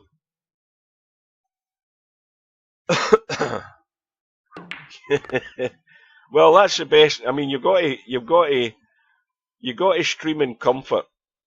You know, we don't have such a thing as air conditioning in Scotland. So whenever we get to like 75 degrees outside, and if it's like that for 2 or 3 days, your houses just keep heating up and heating up and heating up. So the most comfortable way is to sit here in your pants.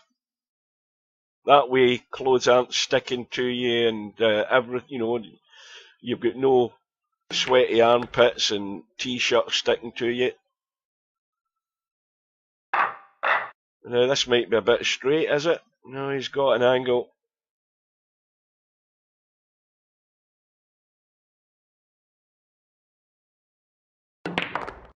Oh, he doesn't want to be there. I think he's okay, is he? Let's have a quick shifty. Yeah. Oh, hang on a minute. Hang on a minute here. He's okay, he can get the 5. That's the only one he can pot. Unless he played some sort of ambitious combo.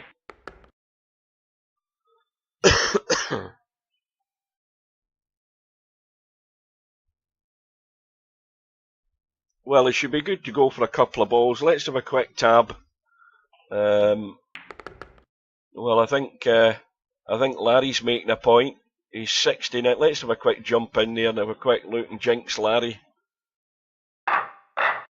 Well, Larry's on a run of 42.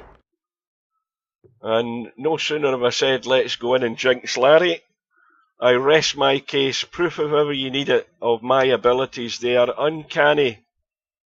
That has killed Larry, stone dead. He's got nothing. There we go, folks. That's proof on video how much I can jinx Larry and how many times I've done it. Straight into the room, and he's dead in the water.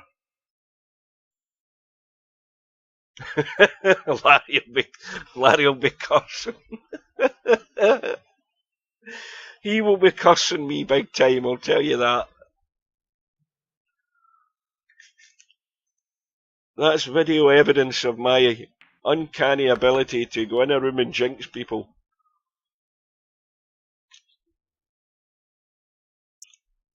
Well, let's just put it another way. Popman's got his work cut out. And we're half an hour away from the next match tonight as well, which starts at the top of the hour. And again, I've totally forgotten who's playing. Is it Chimpy? Is it Chimpy and Woody that's at 8 o'clock? And no doubt I'll not be invited to drop into that match either.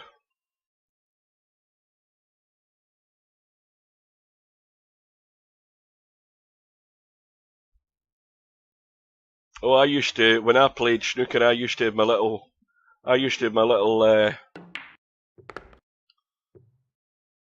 container of talcum powder.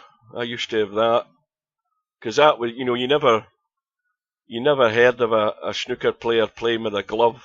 You know, I would have loved to have played with a glove, but it wasn't the sort of you were a bit of a namby-pamby if you did something like that. So I had talc. You know, you just give your hand a rub down with the talc just to dry up the sweat, and maybe put a little bit of talc into your bridge on your hand.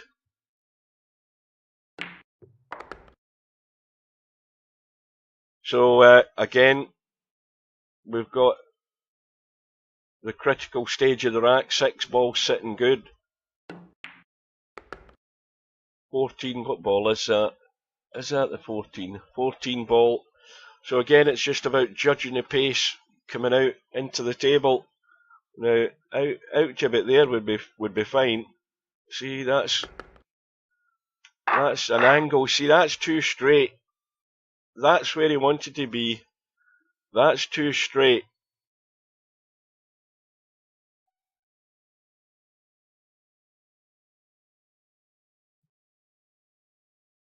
I mean, he can certainly get a hit, but how much is he going to get? Oh, he's got a good hit. And a bonus ball. I thought that was a bit too straight. But as long as you've got a ball and you can continue, it doesn't matter. You can still deal with situations here. Now, once again, there's a 3 ball there that can get you into these. But how do you get to the 3 ball? Because these 2 balls are set. I think they're set. Pretty much so. They are set if you're coming this way and for some reason you end up down here.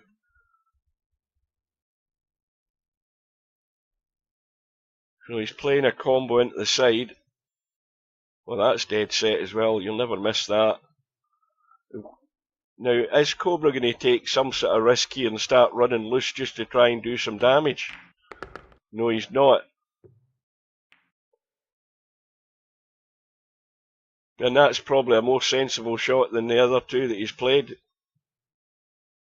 earlier tonight.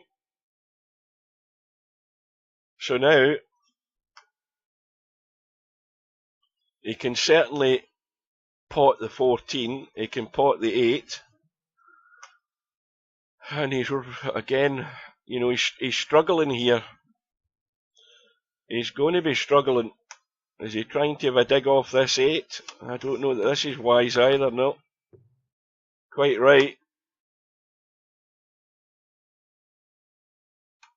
I'm not sure what he played there, because if anything he wanted to be up here to try and maybe cut something and then go into these balls. He's too straight in the 1. All he can do is, you know, come back the way, bump the 13. Where's his next shot though? Well, he's going to have to run. Well, this is a bit like this 7 ball, isn't it? The one that he had into the 7. He's doing it again. He's doing it again. He's got the big draw on the cue ball, and again he's missed the pack.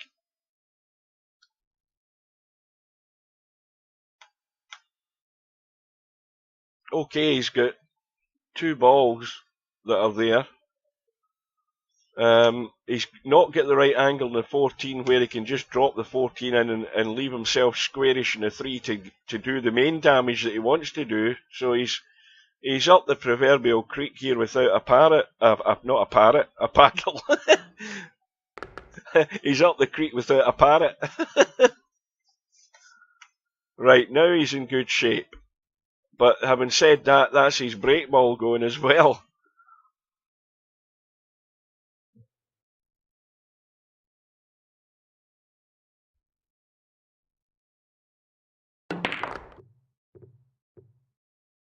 Well, crisis is over for the time being. The 4 ball is not in the pack. It's very tight, but it's not in the pack. And it's not really the one you would want as a break shot, I don't think. But it's a case of make do and mend.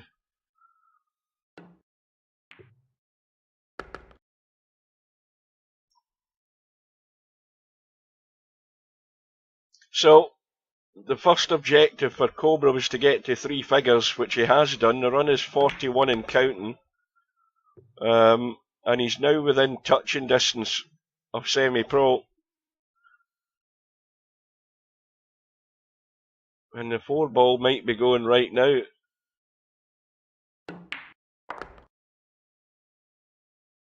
Nine ball is in the pack, so it's going to go. I'm not... well, the 5 ball's going to have to do.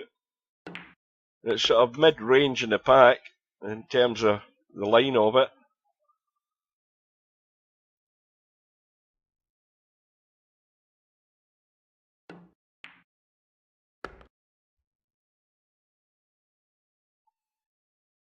Now, this cut down into the pot, let me have a look at it and see how I would. So you don't want to get, you don't want, he's now running rails. Has he got the pace? Is he going to end up too straight? No, that'll do. Well, I say that'll do, but look at how far away from the pack this 5 ball is. He's got to get this with a fair bit of pace to try and get something out. And he doesn't want to finish nailed. I think he's okay. Now, I'm looking at this table and I'm thinking immediately I've got to find a way to get up here and do something pretty quickly. Whether it be, you know, there's a shot there. You know, you play the 9 and try and get over here for this 13 into the side and then do some damage. Well, finally he's seen a shot. I mean, just imagine that's the 8 ball into the side from earlier in the match. Just imagine that's it. Watch the cue ball.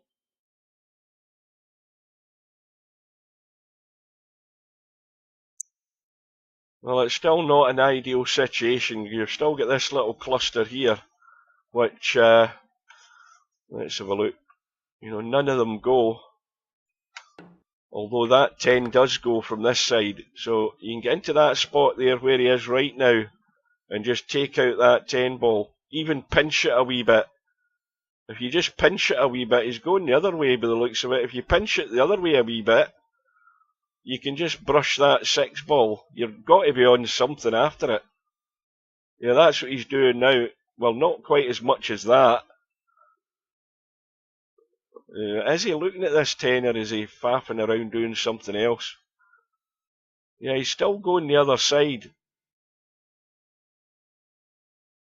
I just don't know why he didn't pinch that a wee bit to give this 6 a nudge.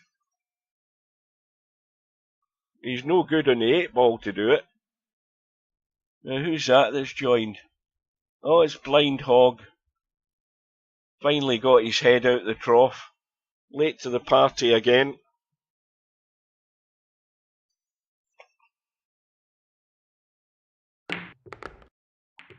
Well, I think that was like 6 days in a row that the south and southeast of England have been over 90 degrees.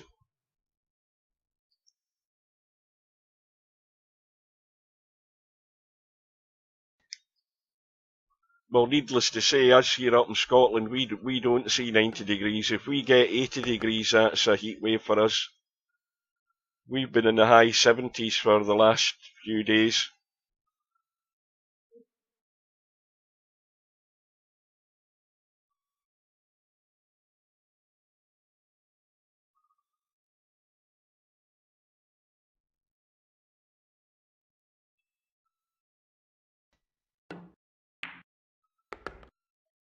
Well, Cobra's now only 3 balls behind. And who would have thought that earlier in the match?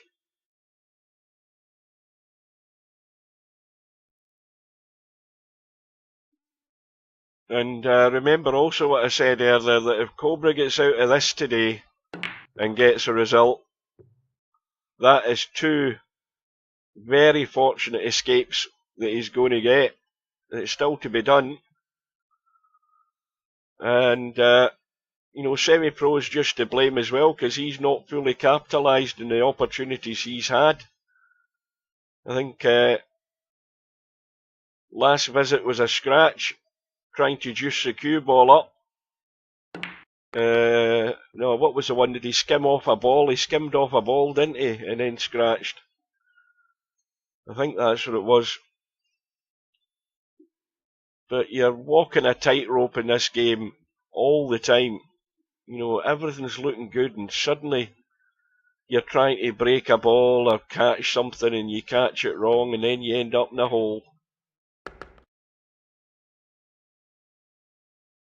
And you also then start to think, well, you know, sooner or later Cobra's going to get his head screwed on and start scoring. And we're now all square. And Cobra goes into the lead. He's going to have another wide break ball here by the look of it.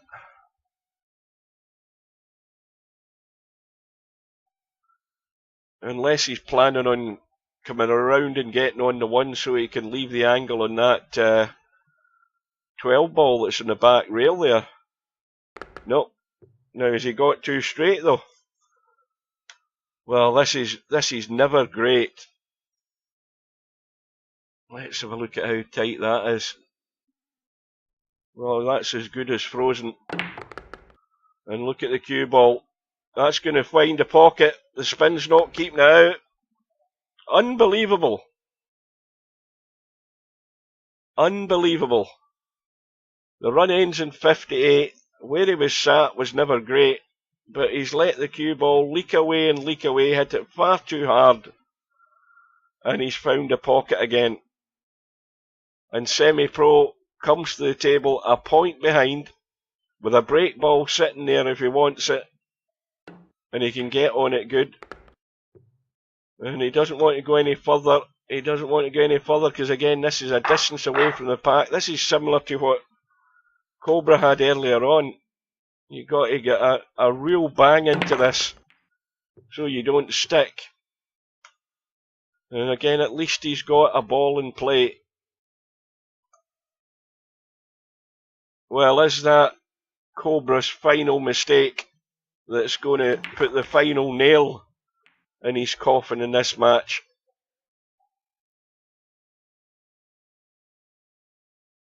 No, it didn't look good when I arrived in the room. We'll have a quick tab. Yeah, it's all over. Potman's not going to get a sniff. Larry in 113, Potman yet to show a score.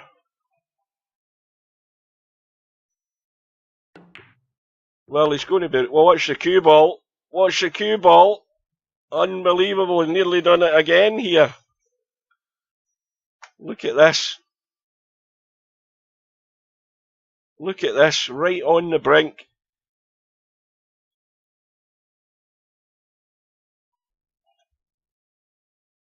Oh, Stubb got schooled last night, or early morning my time. He got schooled by Fast Eddie, 200 points to 60. If you want to watch the match now that I've spoiled it for you, it's on Slim's Twitch channel. You can watch the match. No. What Stubb tells you and what he's going to do are two different things. He might as well be a commentator because he sure as hell talks a much better game than he can play. And every commentator does that.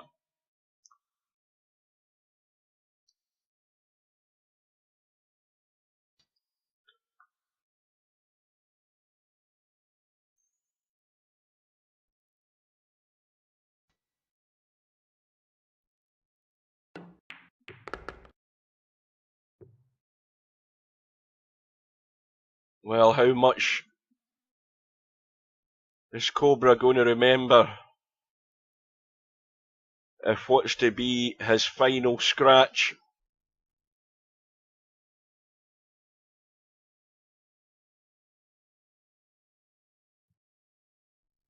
So we're 15 minutes away from what will be the third match of the evening. It looks like Larry's going to put paid to Potman's chances in the tournament. That result should be coming through fairly soon.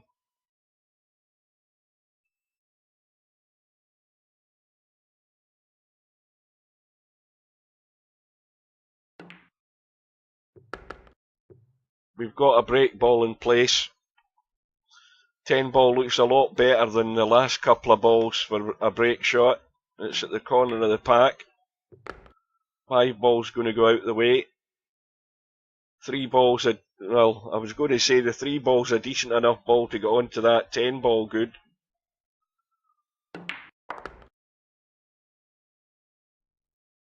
Again, I think he's just, this is always just running away again. He's running away and running away. That's okay though.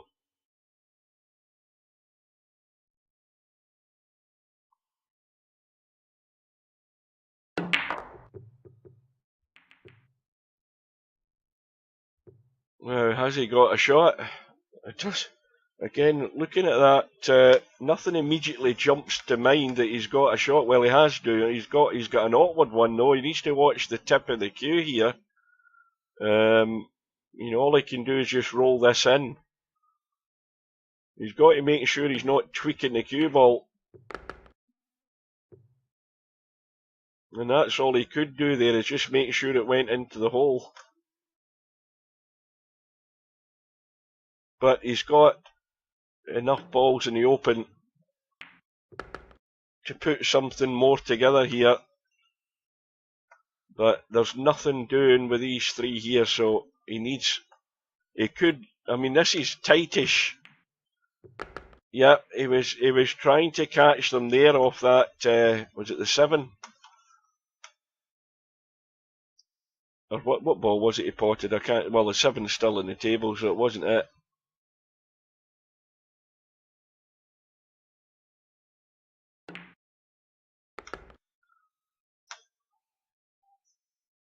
Now he's going to try it again. Yeah, he should be jacking up. Yeah. And that'll do. So, well, he's also got I mean, he can cut the 12, but he's got a combo that he can easily deal with, so there's no alarm with the situation over there. He's got the 14 ball that he could work with as the break shot, and then he's got these two to tidy up, so once he's dealt with these two, it's down to business.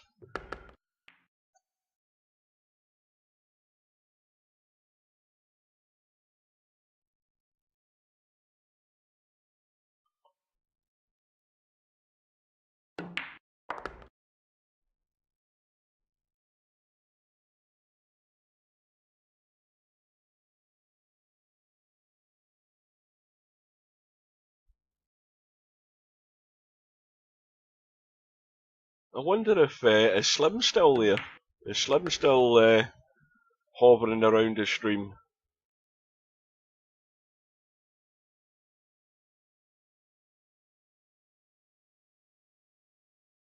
Did I hear a rumble of thunder there?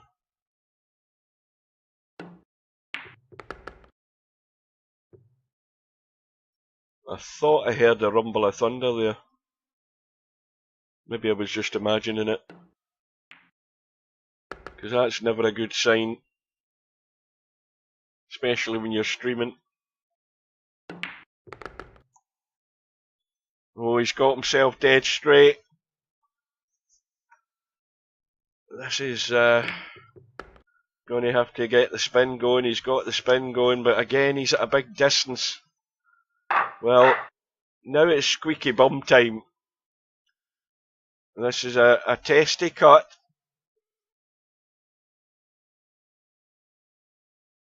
The lead is 28. He's got the break shot. He's got a shot to follow. He may well have a combo that he can just immediately deal with, and he's going to do it because he already did a quick look. So that's dead set. He's never missing that, so he'll immediately deal with that. Again, I don't know why the hell he's done that. I mean, somebody tell me why he's done that. Why didn't he just dink the ball in, play the combo, or why is he trying to get into these at such an early stage when he didn't need to?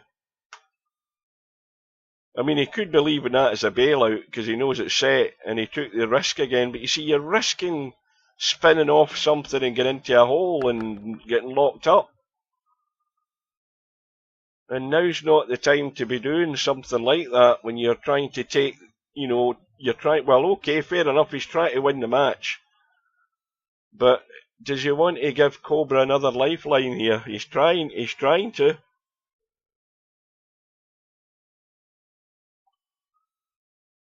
I thought Slim was hanging around, but he obviously isn't.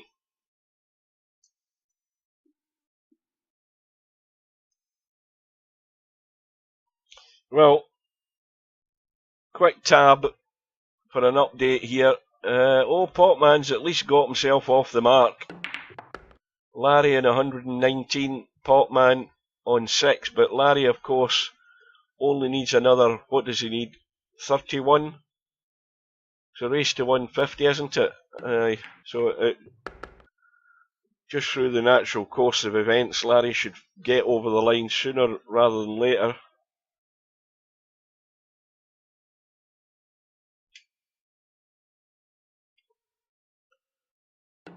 And SemiPro is edging ever closer. The run goes to 36. How can you be getting sleepy, Spud Boy? It's the middle of the afternoon, your time, or late afternoon. What time is it here? 10 to 8, so even if you're East Coast, it's like 10 to 3 in the afternoon.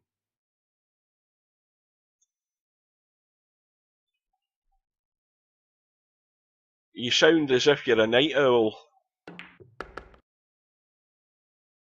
Now, where's the break ball here? Again, there's not really something that you would say is a really good break ball unless it's the back of the pack.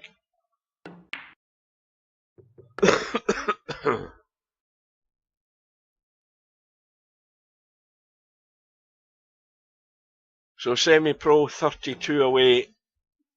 The run goes to 40. And there's one thing I can safely say, regardless of the outcome of this, neither of these two players will want to be reminded of how this match went.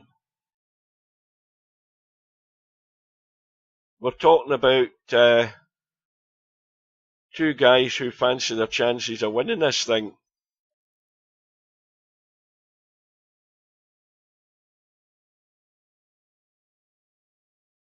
You know, SemiPros came out all guns blazing in his first match against LS3, and essentially what was 2 visits, he won the match. What a big change in circumstances since then.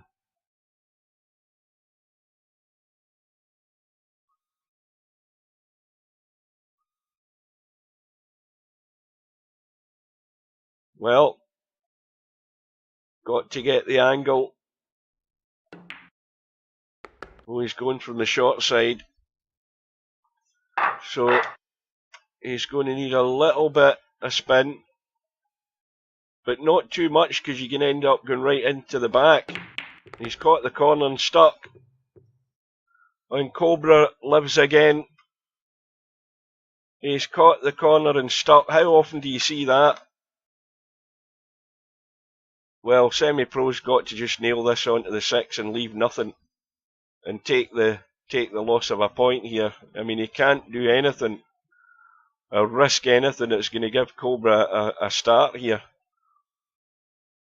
The run is 44. Lose a point.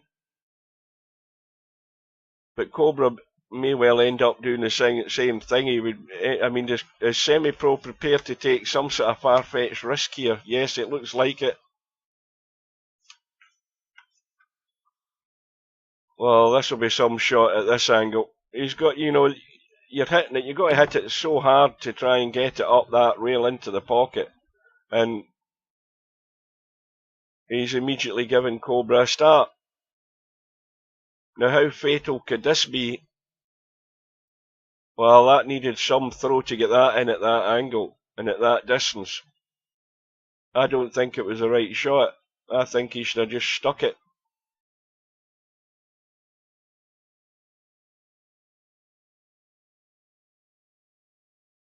Well, this is the point of no return for Cobra. He knows it. We know that he's got the nerve in the bottle. And SemiPro's just invited him to the party.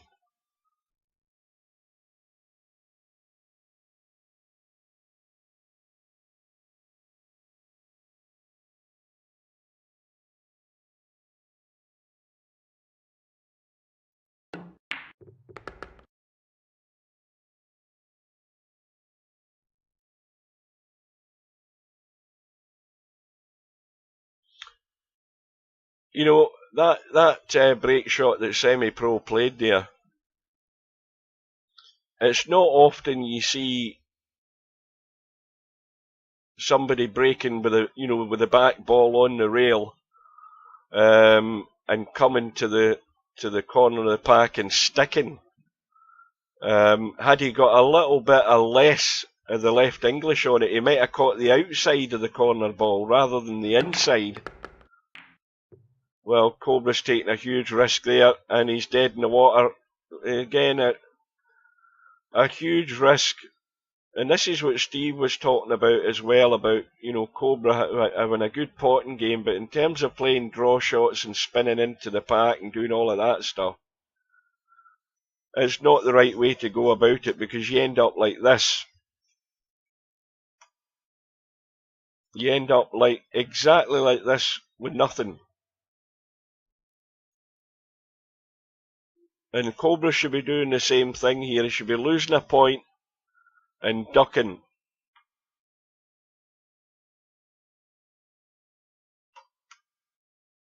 You know, just stick it on the 6.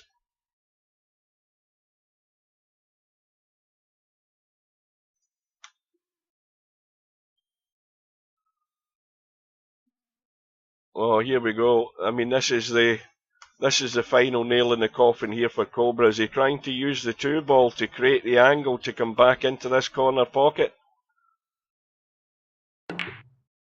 Oh, he's got it. He didn't. I don't think he hit the 2, but he has got the 8 ball. He's got the 8 ball, and he's still going, but he's still got problems. But he's not got problems if you can just... What's he got here? He's got to try and get on that 12 one way or another to drop down far enough for this 6. Again, he's trying to do it other ways. Does the 3 go? No, it doesn't. The 6 ball, of course, is still there, and he's now got a ball where he can get good in the 6.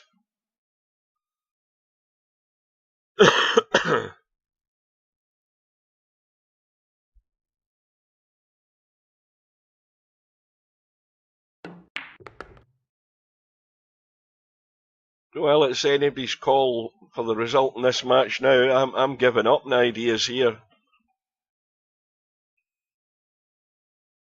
Quick tab. Larry in 127. And there goes the 6 ball. And has he got a break ball? I think he has. He's just nudged the 3 right into the spot.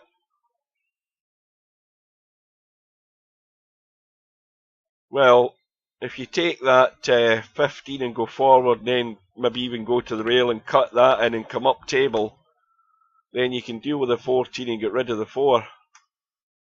Has he got the angle? Yes, he has. He should be doing that right now. Just get himself spun up the table, up high up into this half of the table, get rid of the 14 and get rid of that 4.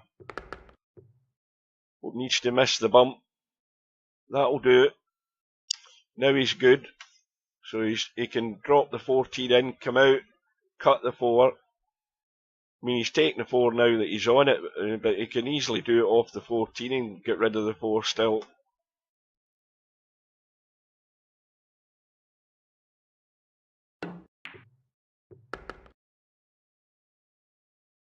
And it may well be roll the 9 in, roll through far enough to be a stop shot on this 12 ball into the right side pocket.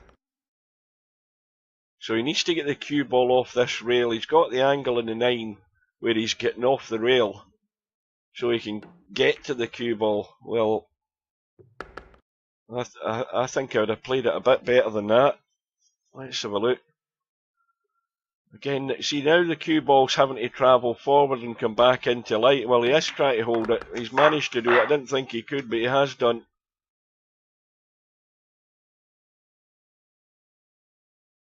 Well, big shot. Well, they're all big shots now. Oh, they've broken well. Bonus ball goes in. Well, they have broken well until the 6 ball come back in to create that cluster. Let's have a look. Well, there's a combo there, albeit there's a little gap between them, but there's also a combo there. Again, you'd have to make that right because it's not set. 15 for a bump.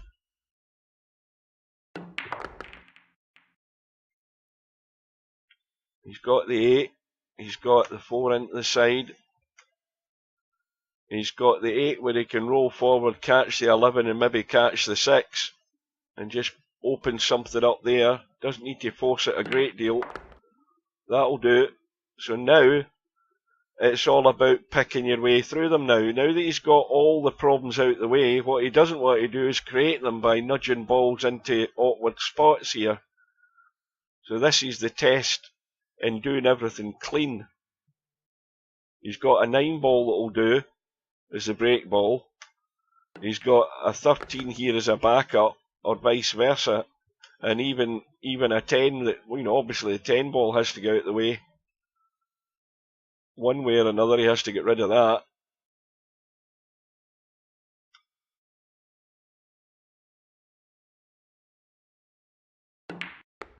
So he's decided he's going to nudge the 13 out the way. Might even get rid of the 10 and commit to the 9.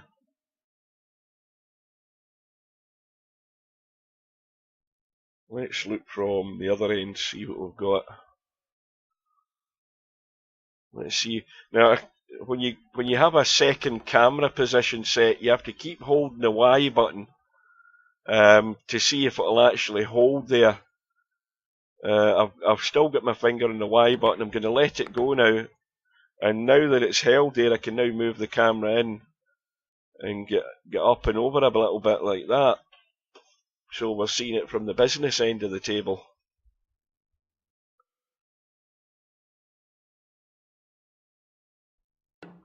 So the 9 ball is the break ball for the time being. The 5 ball is there at a push at the bottom rail.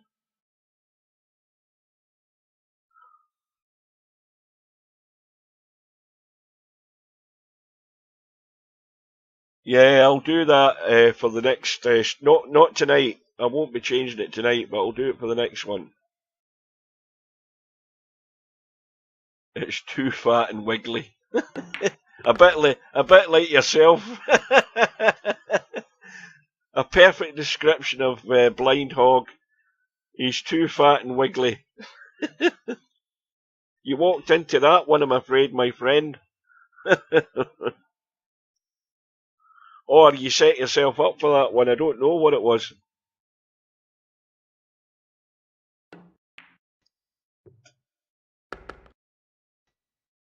Well, it's now beginning to ramp up the pressure either way. Cobra on a run of 24, but he's still not got rid of the deficit. So it looks like it's the 5 ball along the rail. Get the cue ball high enough into the table to take that 13. Yeah, Larry, a very comfortable win against Popman, 150 points to 11. And now the vital shot. Well, he's just got enough angle on this 13. He's got to get into this cue ball though. And again, this is at distance. Angle is perfect. Well, they're all vital. None more so than this one. The run is 27. Cobra on 157.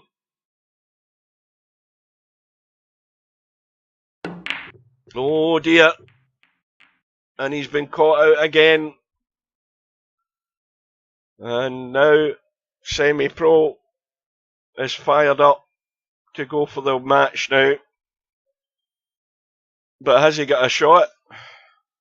Well, he has. He's got a thin cut in the 15.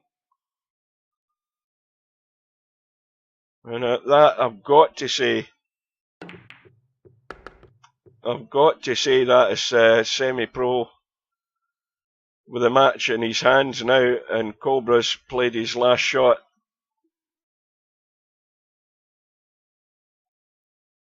Well, good evening to, I've totally forgotten, Mooncake.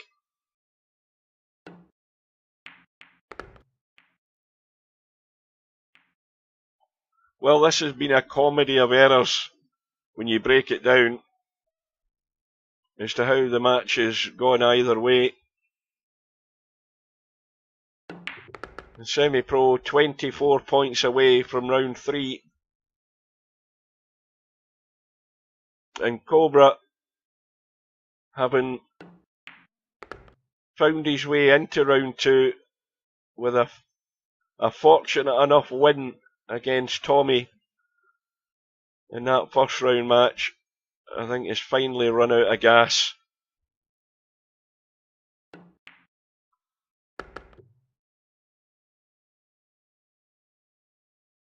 So now we'll have a quick tab, because we should also have that other match underway. And there we go. Chimpy against Woody is started, and that is also a round 2 match.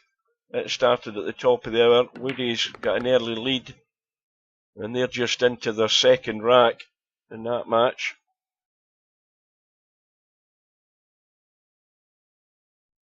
And we're looking at the final few balls, well, the 20 balls that are needed. So SemiPro still needs another rack. So, in one sense of the word, Cobra has one last lifeline in this match. He's hanging on by a fingernail right now.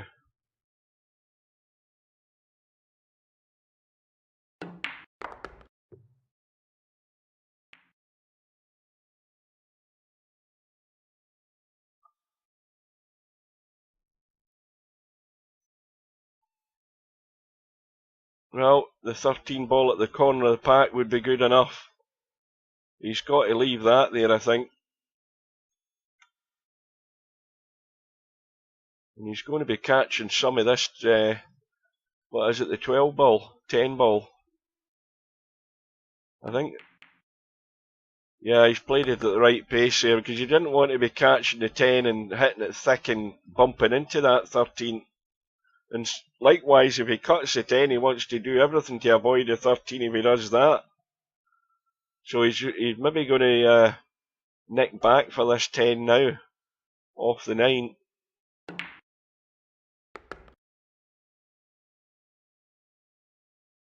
So the critical point in Cobra's survival in the winner's side is just upon us.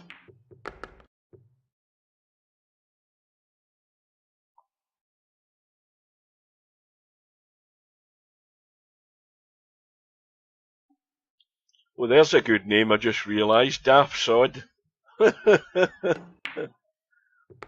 Daft Sod's obviously having problems.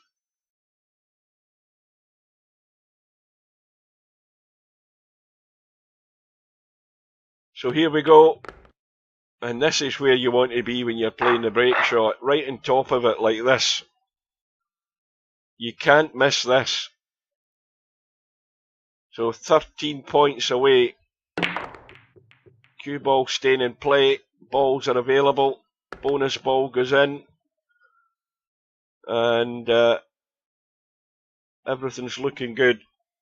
So Cobra has packed away his cue and heading home.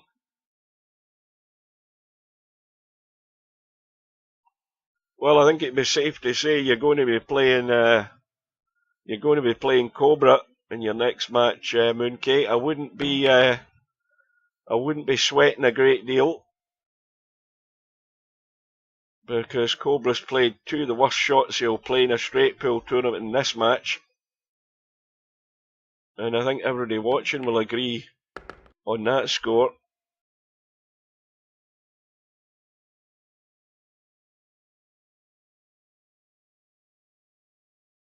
And SemiPro's been at it as well. He's done some numpty stuff.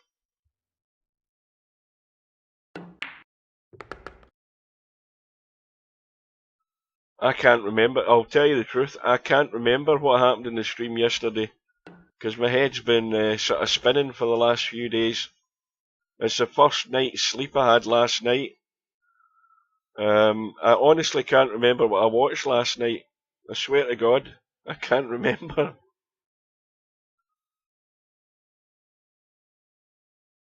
So any latecomers that want, I mean, I've already spoiled it because I've already said the result, but anybody who missed the stub match with Fast Eddie, go on to Slim's Twitch channel and watch that. He's got it saved in the archive, so it will be there for an eternity. You can watch it, but it's the inevitable story of Stubbs' progress in thinking he's champion material in VP4. He's far from it.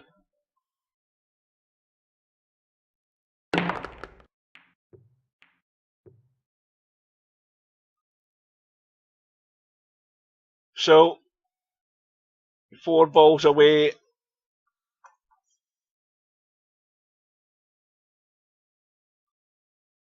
And 7 ball long into the corner, drop through, take your pick in either two. And he's going to need those two, so he wants to get off the rail and have a nice angle where he can just stun one in and come back or whatever, just to hold for the next one. And that's perfect. That's absolutely perfect. So, SemiPro is going through to round 3, unconvincingly, shall we say. But it doesn't matter. It's just about getting there. And he'll be relieved that it's all over. I think the two guys will, because it is quite hot down south, and they'll be sitting boiling in front of their PCs. So, well done to SemiPro. And Cobra's luck just ran out. So, the bad news is that he's still in the tournament. If you're Mooncake, that is. He'll be coming to get you. But he's there for the picking. He is there for the picking, as long as you do it the right way. So, quick look. And we can see that SemiPro now lies in round 3, and he's waiting on the winner of Acero and Wanwa. Acero, most of the time, he'll turn up for his matches. I haven't seen Wanwa at all. So that may well be a forfeit, and Acero will go through to play SemiPro. I'm hedging my bets that that's what will happen there. I think Wanwa's gone AWOL. I think he's bottled out on, doing anything in this tournament. We've got Matt against VP Monster in round 2. They've still to arrange. We've got Bill and Bankster. That's tomorrow night. Tomorrow afternoon, my time at 5 PM. I hopefully will be there for that. We've got Spectre, Don and Chiku tomorrow night at 8 o'clock. That's getting to my sort of bedtime if the match goes for 2 hours. And then, of course, we've got this match that has just started between Chimpy and Woody. And Chimpy's on a run of 24, his first scoring visit.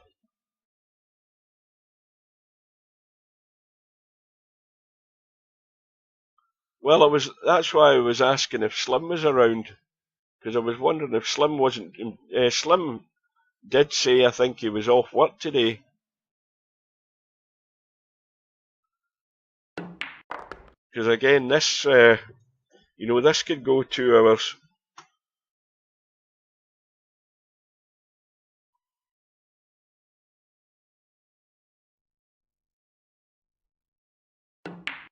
Well, that was unconvincing, SemiPro, wasn't it?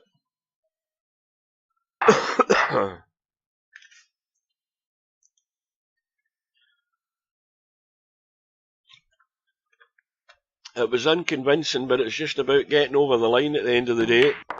It doesn't have to be setting records every time you play.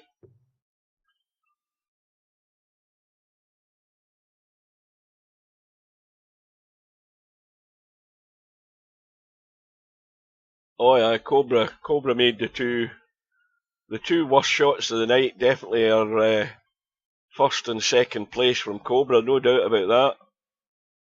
Not a shadow of a doubt on that score.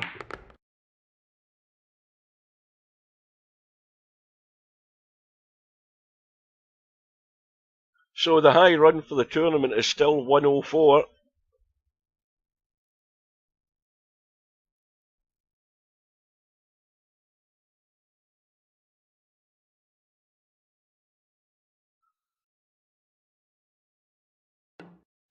Well, that's the thing, SemiPro. I mean, that first match, I think you hardly put a foot wrong. Basically, 2 visits won the match. You know, that's the way you'd want to play all the time. You know, scare everybody half to death, but it's not going to happen. You know, the balls aren't going to roll nice for you. Things aren't going to fall into place, but it's you know, it's about dealing with the situation.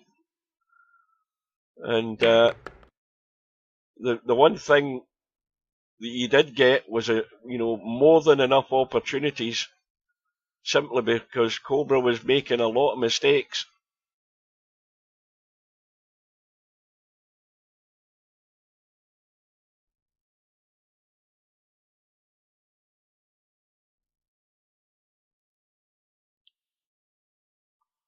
Well, Chimpy's had a decent little start here in his match.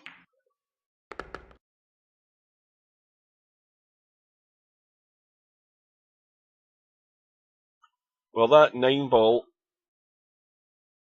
he could go forward and spin around, but he's going to use the 8 as a break ball for bumping something here, but he doesn't want to bump the 5 ball one way or another, I don't think. Because that's sitting there as a break ball right now. And he's bumped the 5 ball, exactly what he shouldn't have done. I think he should have went forward there. He's come back off the ball he hit. I think if he was going forward, he wouldn't have bumped to 5. And now he's in trouble as far as coming up with an alternative. It looks as if it's going to be down this end. Well, pretty much it's going to be down this end, the way it's sitting.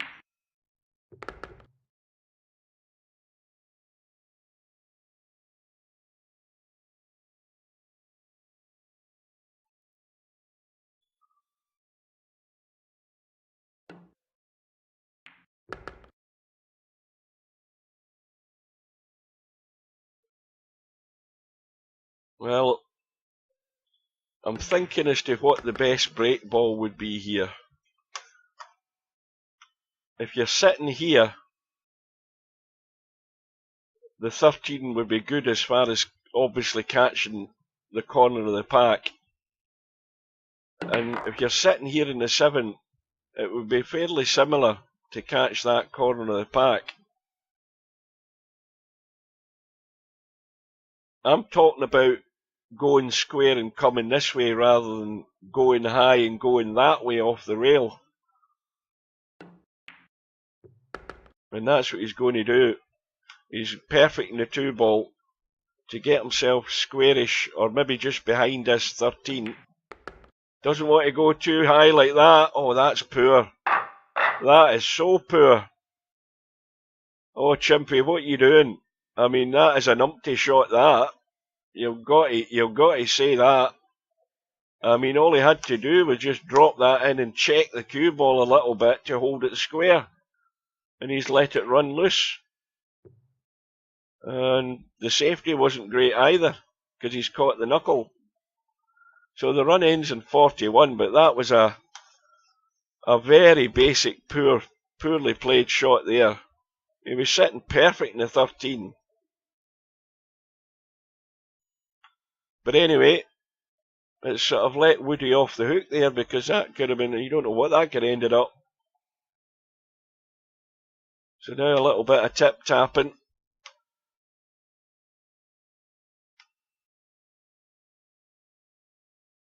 And these are tricky from distance, because you can very easily nudge something into play. Seen it happen 100 times. And he's missed the pack going that way. He's lost a point.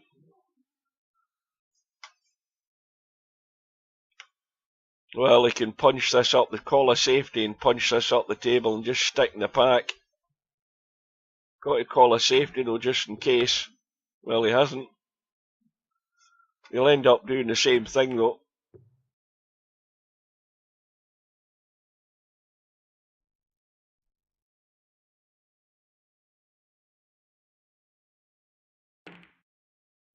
Oh, that 4 ball might be exposed.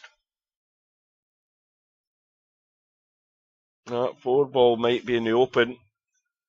Then again, it might not be.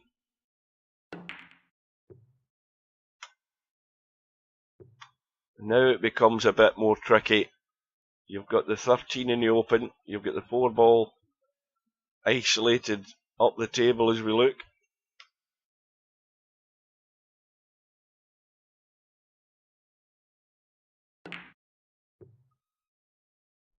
Well, this is going to be an easy enough safety here. Same thing for Woody. Just stun this up the table, call a safety in case it goes in the hole.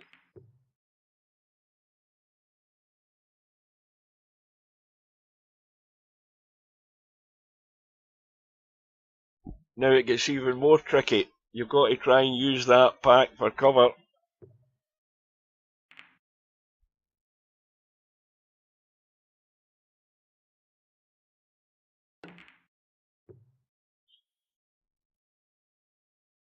And that's just sneaked out.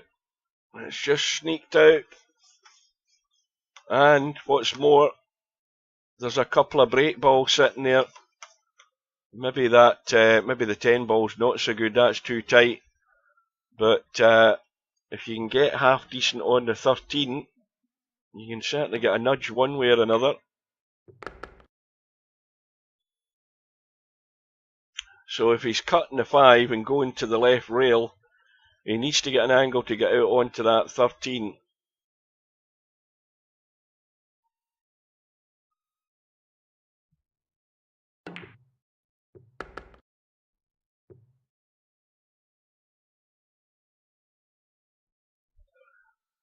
Let's have a look from this end.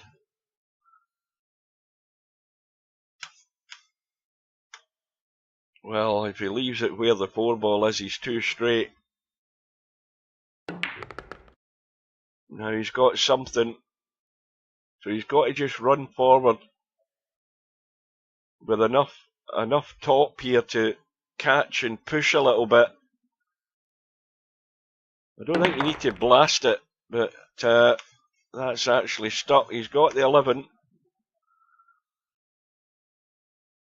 Now if he cuts this and comes, let's have a look, if he cuts this and catches the 7, he might open out onto the 12, and as well as pushing the 15 down the table here. Doesn't want to run into the 12, that's what he doesn't want to do like that, but he's actually come out okay though. He's got the 7, and he can certainly catch the 2.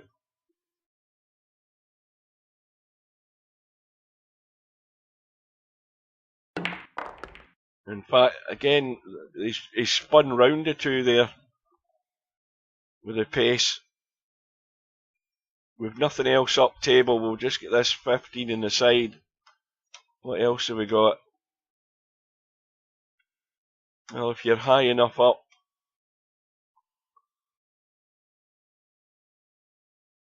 that two balls sort of touch and go, whether you can get it enough to cut it. Well, now things are getting more mired here.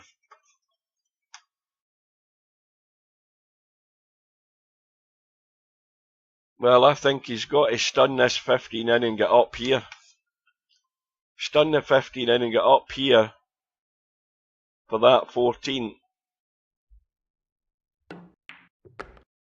He hasn't gone far enough, has he? Not really. He needed to be up there a wee bit, I think. He can go forward again. The danger is catching the 3 and scratching though.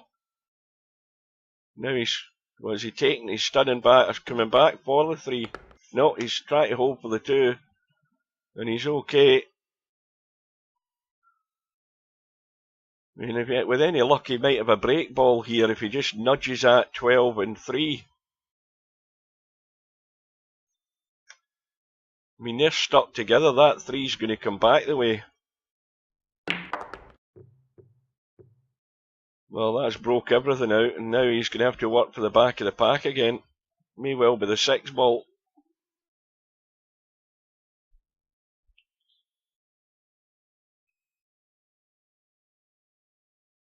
Oh, I just seen that. I mean, that's probably typed 10 minutes ago. Good night to SemiPro.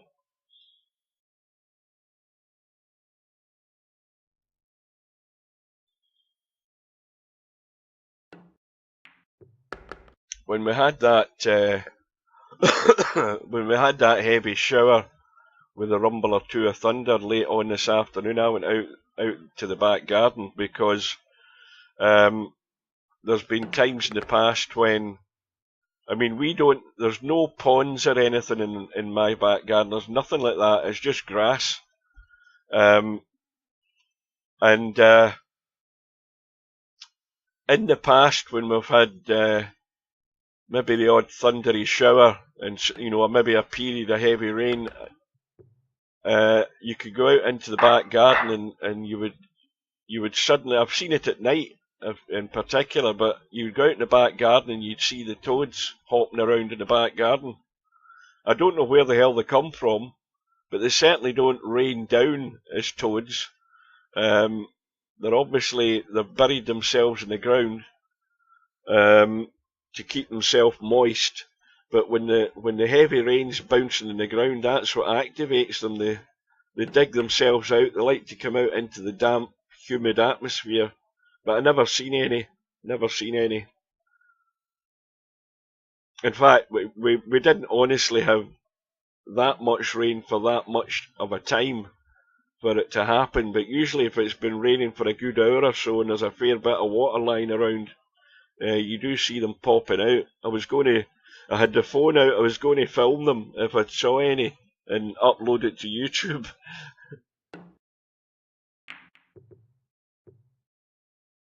So, we've got Chimpy on 53, Woody on 16, and a long way to go to 200.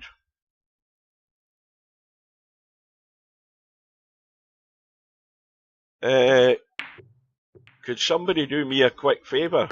Not that it's probably likely it's happening, but go to because I haven't seen One Pocket Slim anywhere around in the stream or in the chat. Go and have a quick look on his Twitch channel. Make sure he's not streaming this, because if he is, I'm calling it a night. He probably had the same idea and decided he's going to call it a night now that I'm in here.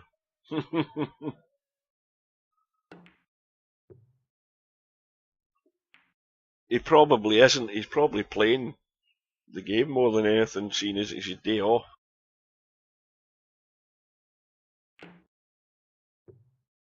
Right, thanks for that. That answers that question.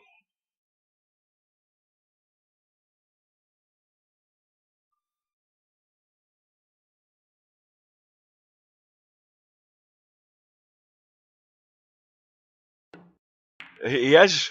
Seriously, coldest pillow.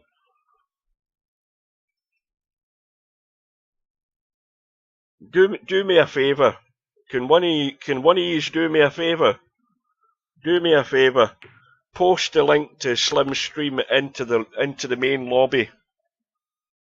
Post the link into the main lobby, because that's I think that's the right thing to do, because he's it's 8:30 at night here. I'm up at 4 AM in the morning, so I think that'd be the fair thing to do. If he's gone to the bother of started streaming it, then thanks, Larry.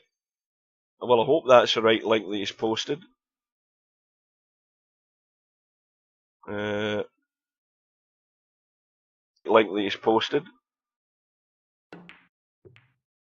Hang on a minute. Link that he's posted. Right, so all of you guys that are watching this, thanks for watching, and I hope you can join us tomorrow. But what you should do now is follow Larry and the rest of the guys and head over to Slim's channel on Twitch. The link is in the lobby, and then you can watch and join One Pocket Slim with his coverage of this match to the conclusion. That's the correct thing to do, because it does have a long way to go. I mean, this could have another hour and a half to 2 hours to go yet, so that's the right thing to do. So I am going to say good evening, and thanks all you chaps for joining. Get yourself over into Slim's Kick channel not Kick, what the hell am I doing? Twitch channel. And I'm going to pop in and have a quick look. And probably go and get a coffee as well in the meantime. So I am going to say good night, chaps. So to join the rest of this match, go over to Slim's channel and take care, and I will see you again soon. Good night.